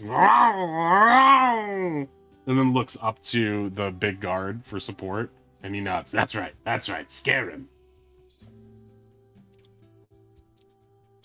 The cat these looks things at are you and then hides monstrosities. behind the legs of its guard. This ain't gonna work. It's useless till it's grown. He kicks it and sends it scooting back towards the room behind him. I turn into Calc. Oh my god. Okay. All right. So let's set up this battle map. Oh my god. You kicked a kitten? No, fuck you. Yeah, that's absolutely unacceptable. Okay, we'll set this up in real time because we're just sort of doing this on the fly a little bit. But let me get you guys over there with camera. Okay, so you are Kelk right now. Finn, everyone's in the room right now, right? Yes, except think for so. Oz. Except yeah, for Oz, who was having a Oz- wild fever dream in the Oz is on, ethereal on a plane. different plane right now. Let's just keep it that way because it's hilarious. Okay, Oz would so love to be here and just take the danger cat home with him. Oh right, yeah, that is true. Well, I'll let you Oz decide is since gonna it be was a so natural jealous. 20. Well, you're off on this adventure. You've cleared 3 levels of this weird bat cave. Do you feel the need to continue, or is Oz in the state where he's like, I should get home to see my friends? Oz is having a great time. Nothing has happened that would distract him from this. Oh my Okay, No one great. has called out to him. Nothing has like pinged him or anything. He's just having a good time. The never-ending story. Okay, Wayhaven is here. Probably. Let's get some of these other pirate guys around. Can you guys all see it clearly? Oh wait, no, this Oh, yeah. the map isn't showing correctly. Okay. So I don't have um Do you have like a Eddie token or a cat token? what I'll do is I'll use the regular displacer beast token and just make it small. For Aww. now. Aw. So the art doesn't Oh, represent why? it, but it will be just that little guy right there. For now. We'll make our real one if needed. But let's say there's this guy is here. This guy is here. This guy is here. And this guy is here. Let's see. How many guys did I say were down there? 5. So Yeah, you said there were 5 left. So we'll say this many is here. Yeah, what were you gonna say? Which one kicked the displacer beast, just out of curiosity? This Just guy out of over here. Okay. For no reason at all. Okay. With the explosion into Calc, the other guys are going to go into turn order as well. So if we could please,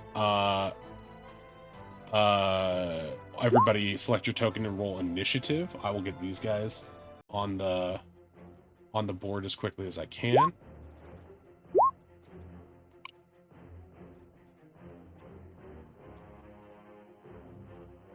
This is a bit on the fly, so if it's not perfectly balanced, although you guys did make it out of that last situation, and these guys shouldn't be too crazy.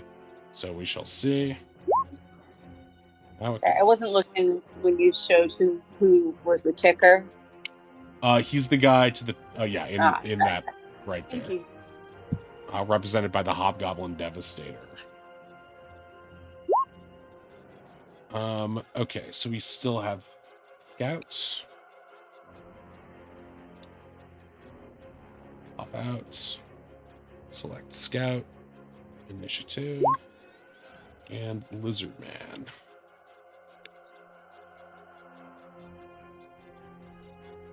It's kind of neat to have so many baddies that they can each have their own type. Makes it a little more dynamic.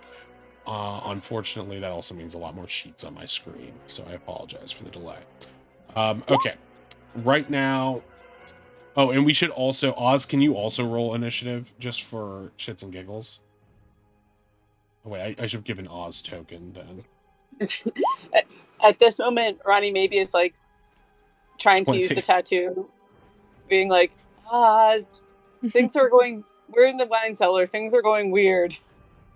Okay. Okay, so first of all, we'll just check in with what Oz is doing when that is happening.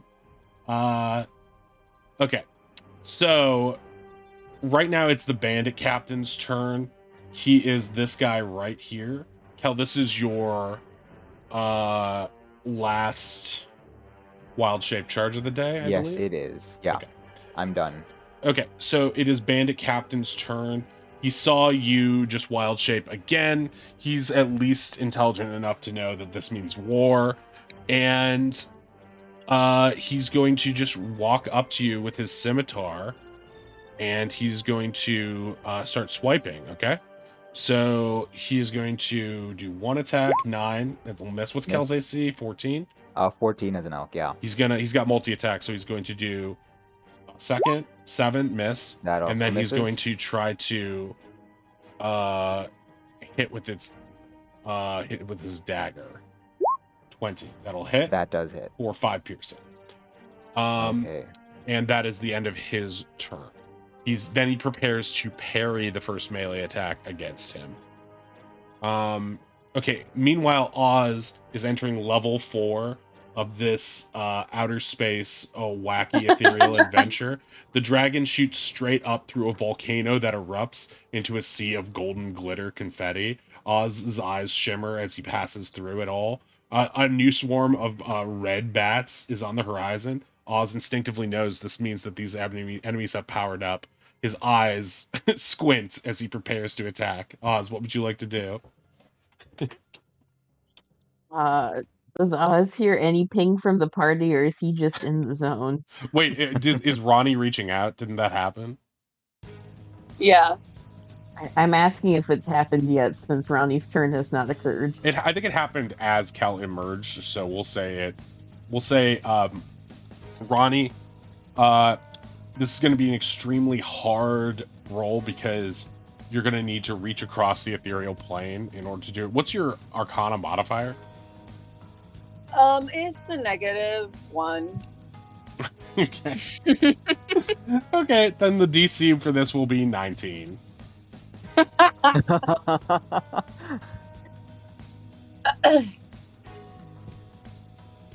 Five. Cool. Great. Inside your head, Oz, you feel a voice, and you can see clearly picture as Ronnie's going, "Shoot them all! Kill! Kill!" Yeah, I'm gonna shoot them all.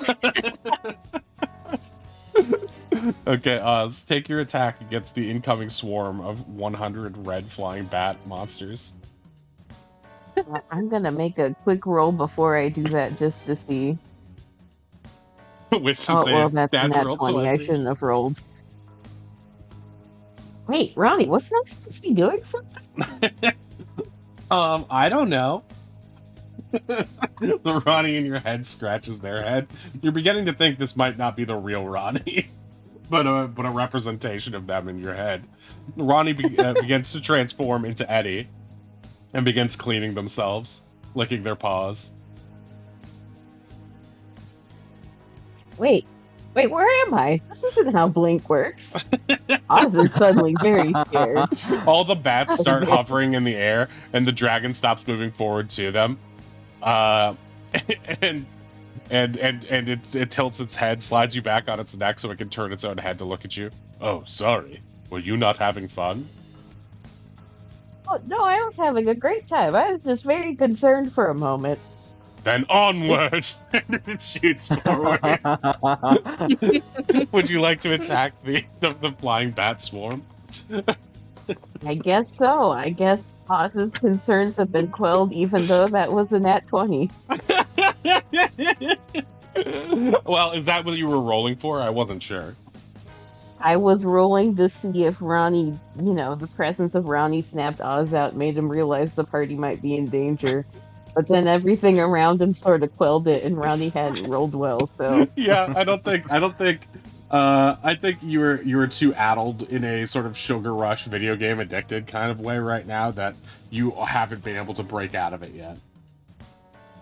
Honestly, it's probably for the best. The second Oz learns that they kicked the kitten, he is going to burn the entire manor down. Yeah, I'm it'll just all letting be you on know, fire. it is going to be raised.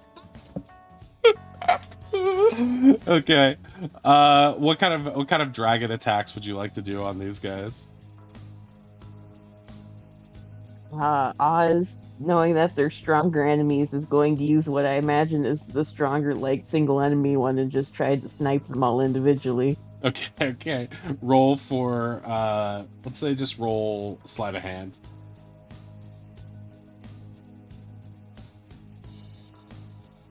Oh, Oz is distracted. There's something nagging at the back of his mind. That didn't sound like Ronnie. Your shots miss, and a few of the bats begin scratching at your dragon mount. No, we're about to lose it. Continue.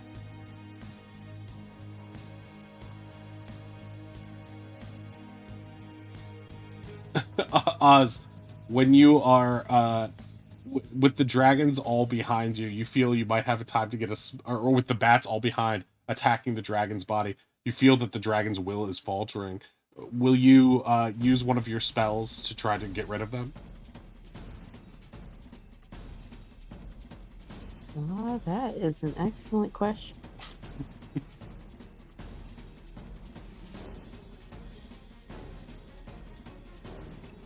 Oz is just gonna go for a firebolt and just see if he can blast his way through the bats and make a hole for the dragon to shoot through. Bolt, right? Not No, bolt. He's not he's not burning a third level spell on a fever Why dream not? in his brain. No. Okay, roll firebolt. Okay, you hit one of the bats and it blasts backward, colliding with all the others, sending some of them flying, giving the dragon enough time to spin and shake off, doing a barrel roll and shaking off some of its attackers. Meanwhile, back in our plane of existence, it is the lizard folk's time to attack. He rushes over to Kel, and with his let's see, he can make 2 melee attacks. So he's going to... Huh, it's interesting. He has a bunch of attacks he can do, but they all pretty much do the same thing. Great work, wizards. He's going to start whacking...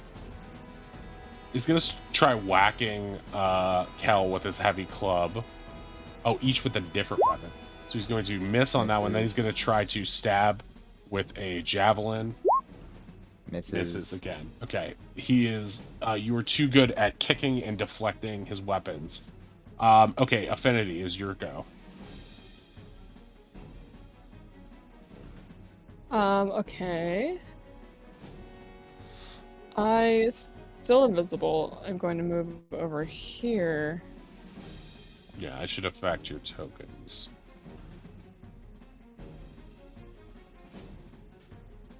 And then I'm going to... Let's see. This Give guy's him a the kiss of captain, right? power. The You're right next to one- him.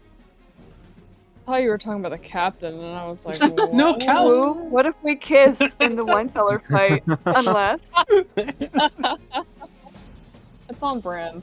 Let me do a dissonant whispers on Mr. Captain. Got it. Okay, that is DC 14. That's the right DC, right? Did we set that? Technically DC 15 if we're DC 15. Okay. counting So my spell save DC. this is a wisdom saving throw. Half as much damage on a success. On a failed save, it takes 3d6 and must immediately move away.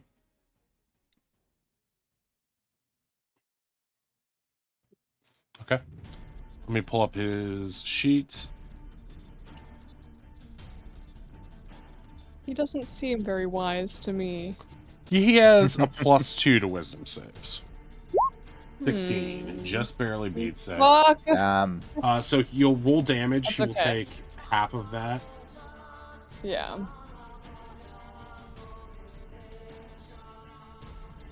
Okay, so he takes 4 Oof. damage from that. He starts shaking his head. That's rough. You are no longer invisible. You appear.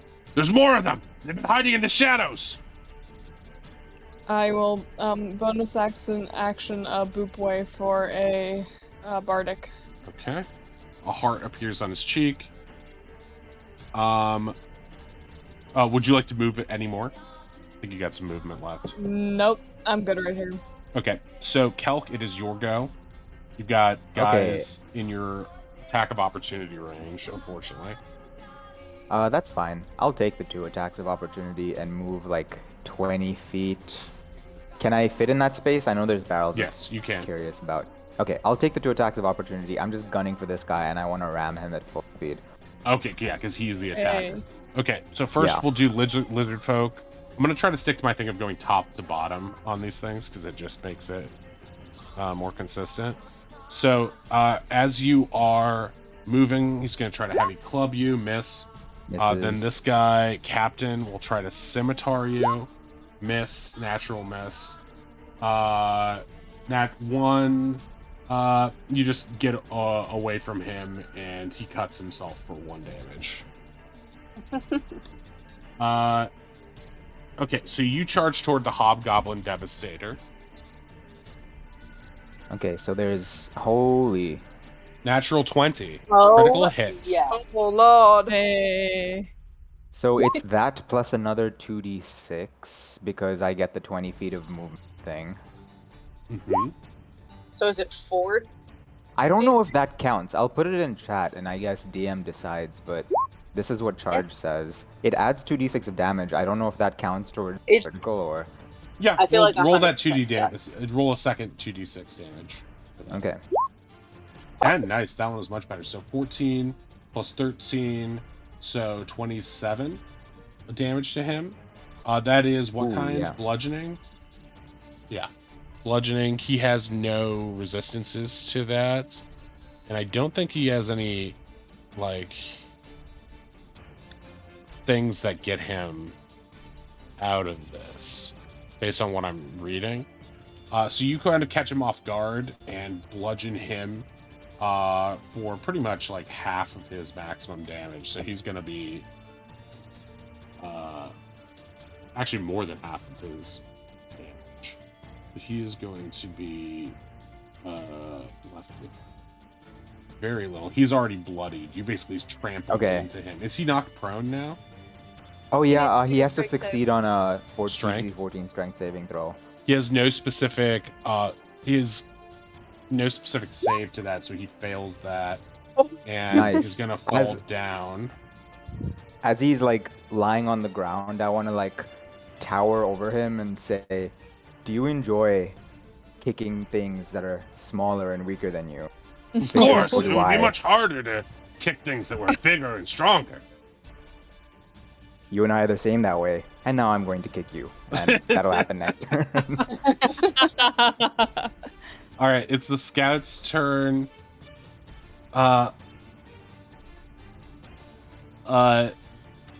She's gonna turn to the others. Which one do I attack? Get the witch over there. So the scout is going to try to target Finn.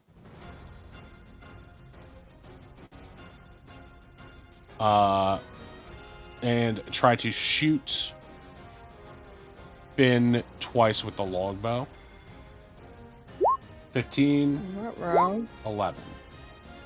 15 hits. Wait, what's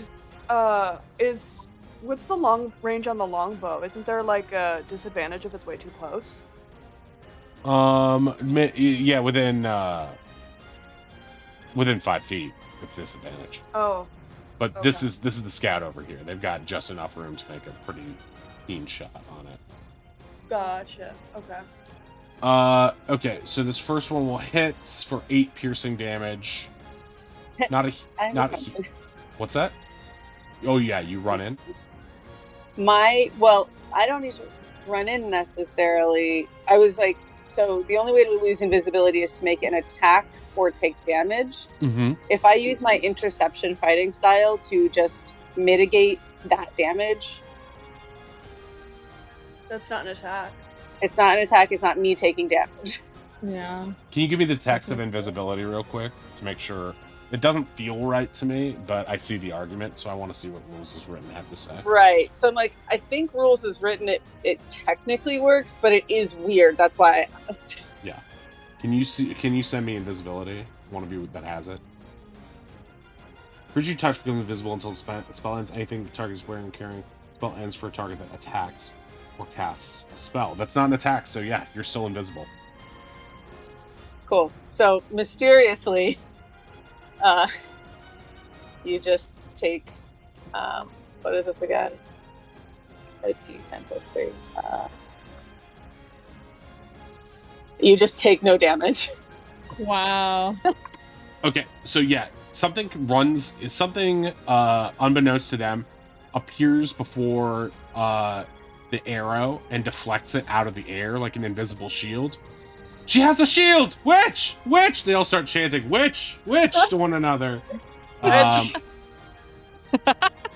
you have to be next to them for that deflection? No, because of my it upgraded to let me use my reach to do that long-limbed effect. 10. Oh yeah, that's within 10. So yeah. So you can basically spring forward, deflect that out of the air with your axe or hammer. That's pretty awesome. Okay. This person is going to get behind this cover. Ronnie, it is your turn. Okay. Ronnie will, I guess, just step up here and take a swing at that guy, that lizard, this guy in front of them. Greenie, yeah. Which I believe they will do with advantage because they are invisible. Attacks while from invisibility have advantage, and attacks against them have disadvantage. Right? This is true? Yep, it's true. Alrighty. 15. Wow. Will hit. Excellent. Great. For 10 slashing. An invisible axe slices into the lizard folk. He feels it in his chest and starts gurgling blood. Ronnie slowly materializes out of thin air in front of them, and their eyes widen, then narrow. It's more of them! Witches! Come in! Second attack. Another 10 damage. The bloodied lizard folk wobbles as he is barely able to stay upright. Ronnie's going to throw a superiority die on there. Okay. For a pushing attack. Sure. Doesn't that do a base amount of damage? It does an extra D8. Damn it! Okay. Did he have one hit left? He now has 1 hit point left. God. Ah. Well, he still needs to make a strength save or be pushed 15 feet backwards. Okay. He has no bonus. Oh, wait, no, that's not his. Wait, let me bring up his sheets. Nope, still doesn't have that. He's got a +2. 18, so he stands upright. He's mostly just a beast at this point, non-thinking, bleeding. But with a certain rage, he's able to stay afloat. Okay, Sorry, anything else?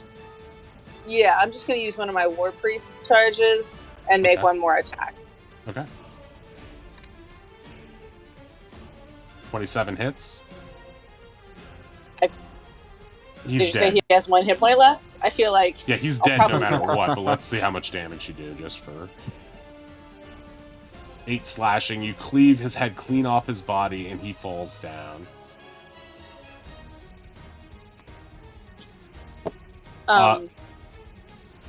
This scout peering from behind the boxes goes, "No, Gary!"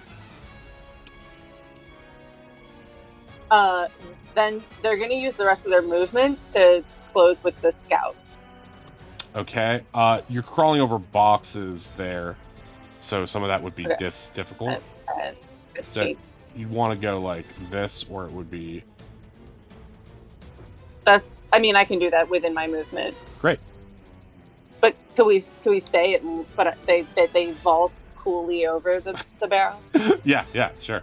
For RP, you vault coolly over the barrels. Please make a coolness save. No, I'm kidding. Okay. Negative charisma. Way, it is your go. Alright, yeah, Bilk had the elk in front of him, and now he turns around and he's going, "Wait!"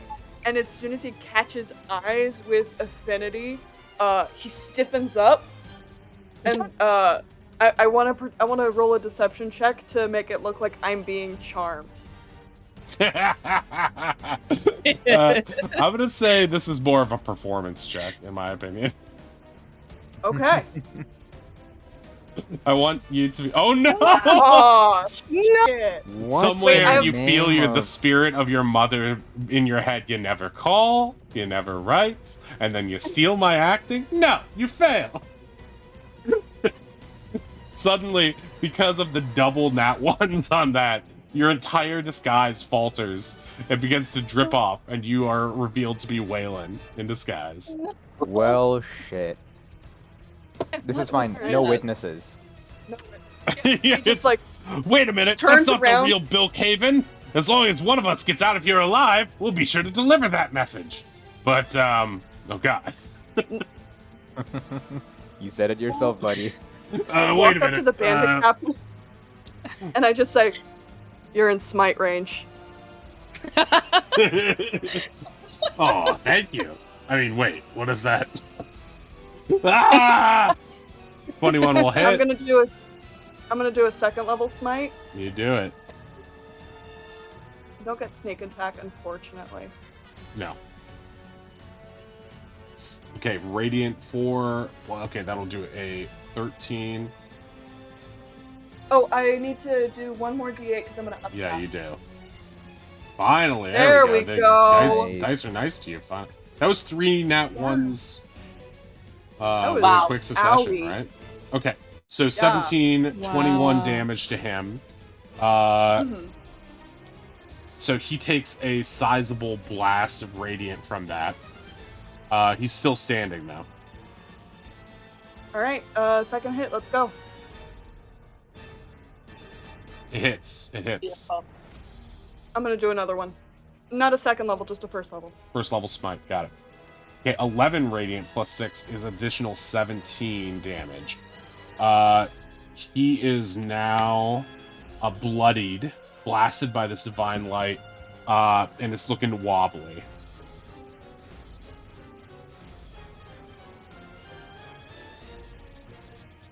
Anything else you'd like to do? How's Kelp looking? Looks Oh, great. fantastic. Okay, then I will not Vivarius Thorn. Okay. Is that the end of your turn? That is the end of my turn. All right, it is the bard's turn. One of the pirate bards. He is going to.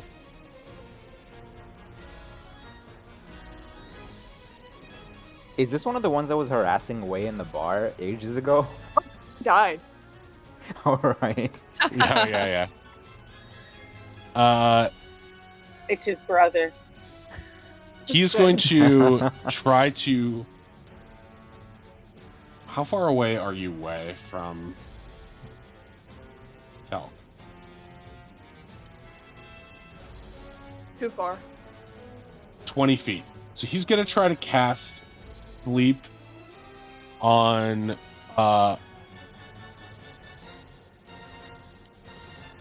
Kelk and you in that area.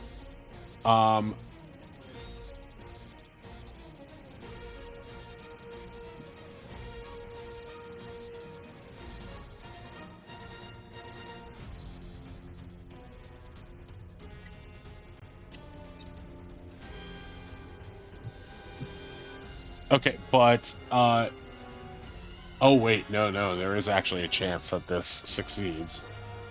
Okay. 20. Okay. So because Kelk has more than 20 hit points, he is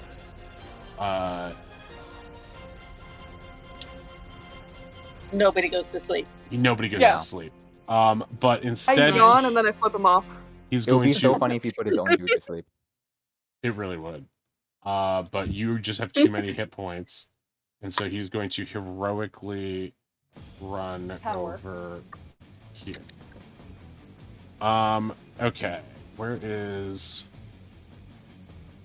Turn order. Yeah, turn order. There it is. Okay. So it is now Hobgoblin Devastator's turn. Kel is right in front of him, which is going to affect his ability to cast any spells.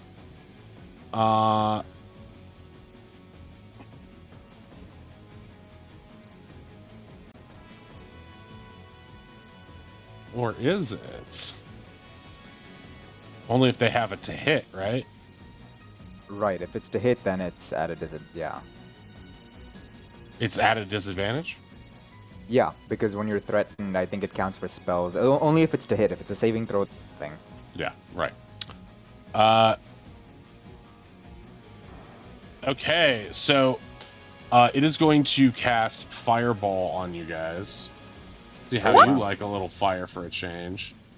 Oh shit. 20-foot radius. Oz. Somewhere Oz is sensing fireball. Linger. Is there a way to hit Ronnie too? Yeah, of course it is. Beautiful. Okay. Goodbye, Bandit Captain. Nope, because of Army Arcana, you can do the same thing Oz can. Wow. So I need everybody within. Everybody.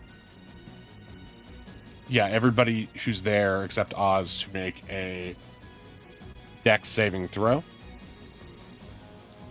Finn gets the bonus also. Yeah. And I am a resistant. Oh, hell yes. Just was nope. You love to see those numbers. Oh, delicious. What is his spell save? His spell save is DC 13. So Yeah, I was gonna be like, there's no way. you all pass it. You all pass it. 35. Okay, so but he still has to make Roll damage, yeah. 8d6. That's so many dice. You know, but it's halved. But he's gonna roll terribly. 31, so it will be 15 damage each, fire damage, halved furthermore to 7 for Finn, 15 to everybody else.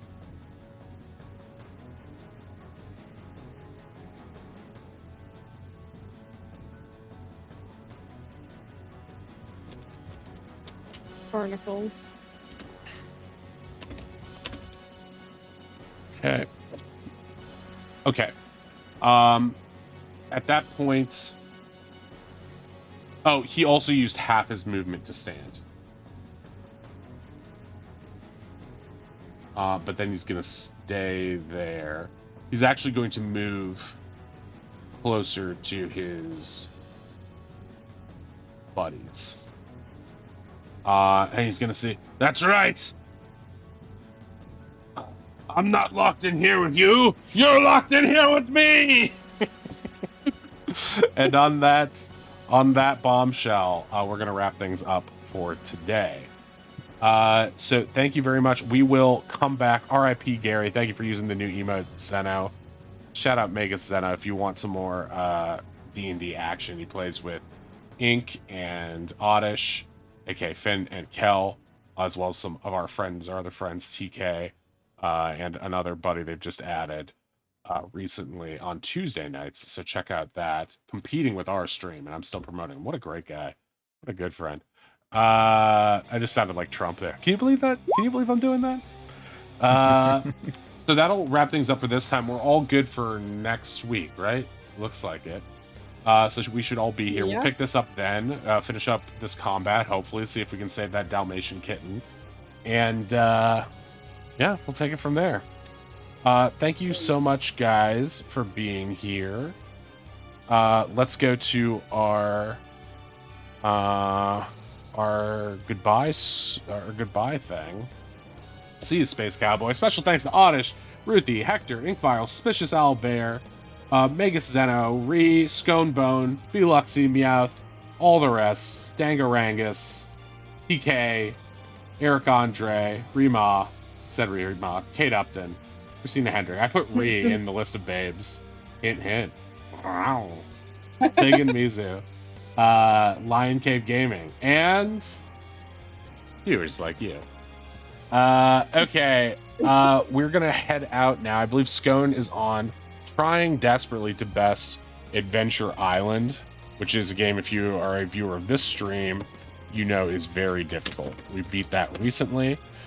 Just last night we beat Fester's Quest. We've also beaten Ninja Turtles, so our attempts on non-D&D nights to beat the hardest, or some of the hardest retro games I played as a kid is going well. We just found out one of the secret games last night. It's Echo the Dolphin. So we will be playing Echo the Dolphin sometime soon. Um, As for now, we will be going over to Scone Bone. So yeah, we do have another bonus game you can raise points for. Otherwise, yeah, we're done here. We'll be back next week. Thank you all for being here. We'll put this VOD up soon. And yeah, thanks for the contribution, Zeno. Appreciate that. 80k to get there. 80k to get there. And we've raised 24% now, just like that. Ruthie adding more points to it. Community challenge, 25% complete at this point, 26% complete. So we're doing good. Oddish contributing as well. The numbers keep rolling in. Love to see it. We'll get to that super secret mystery game soon. Got a couple different things I want to do in the future, but we'll do those another time. As for now, we'll go over to Scone.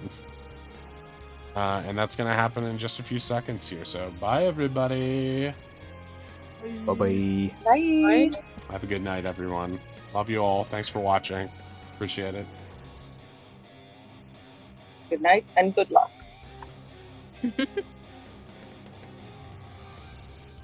Okay.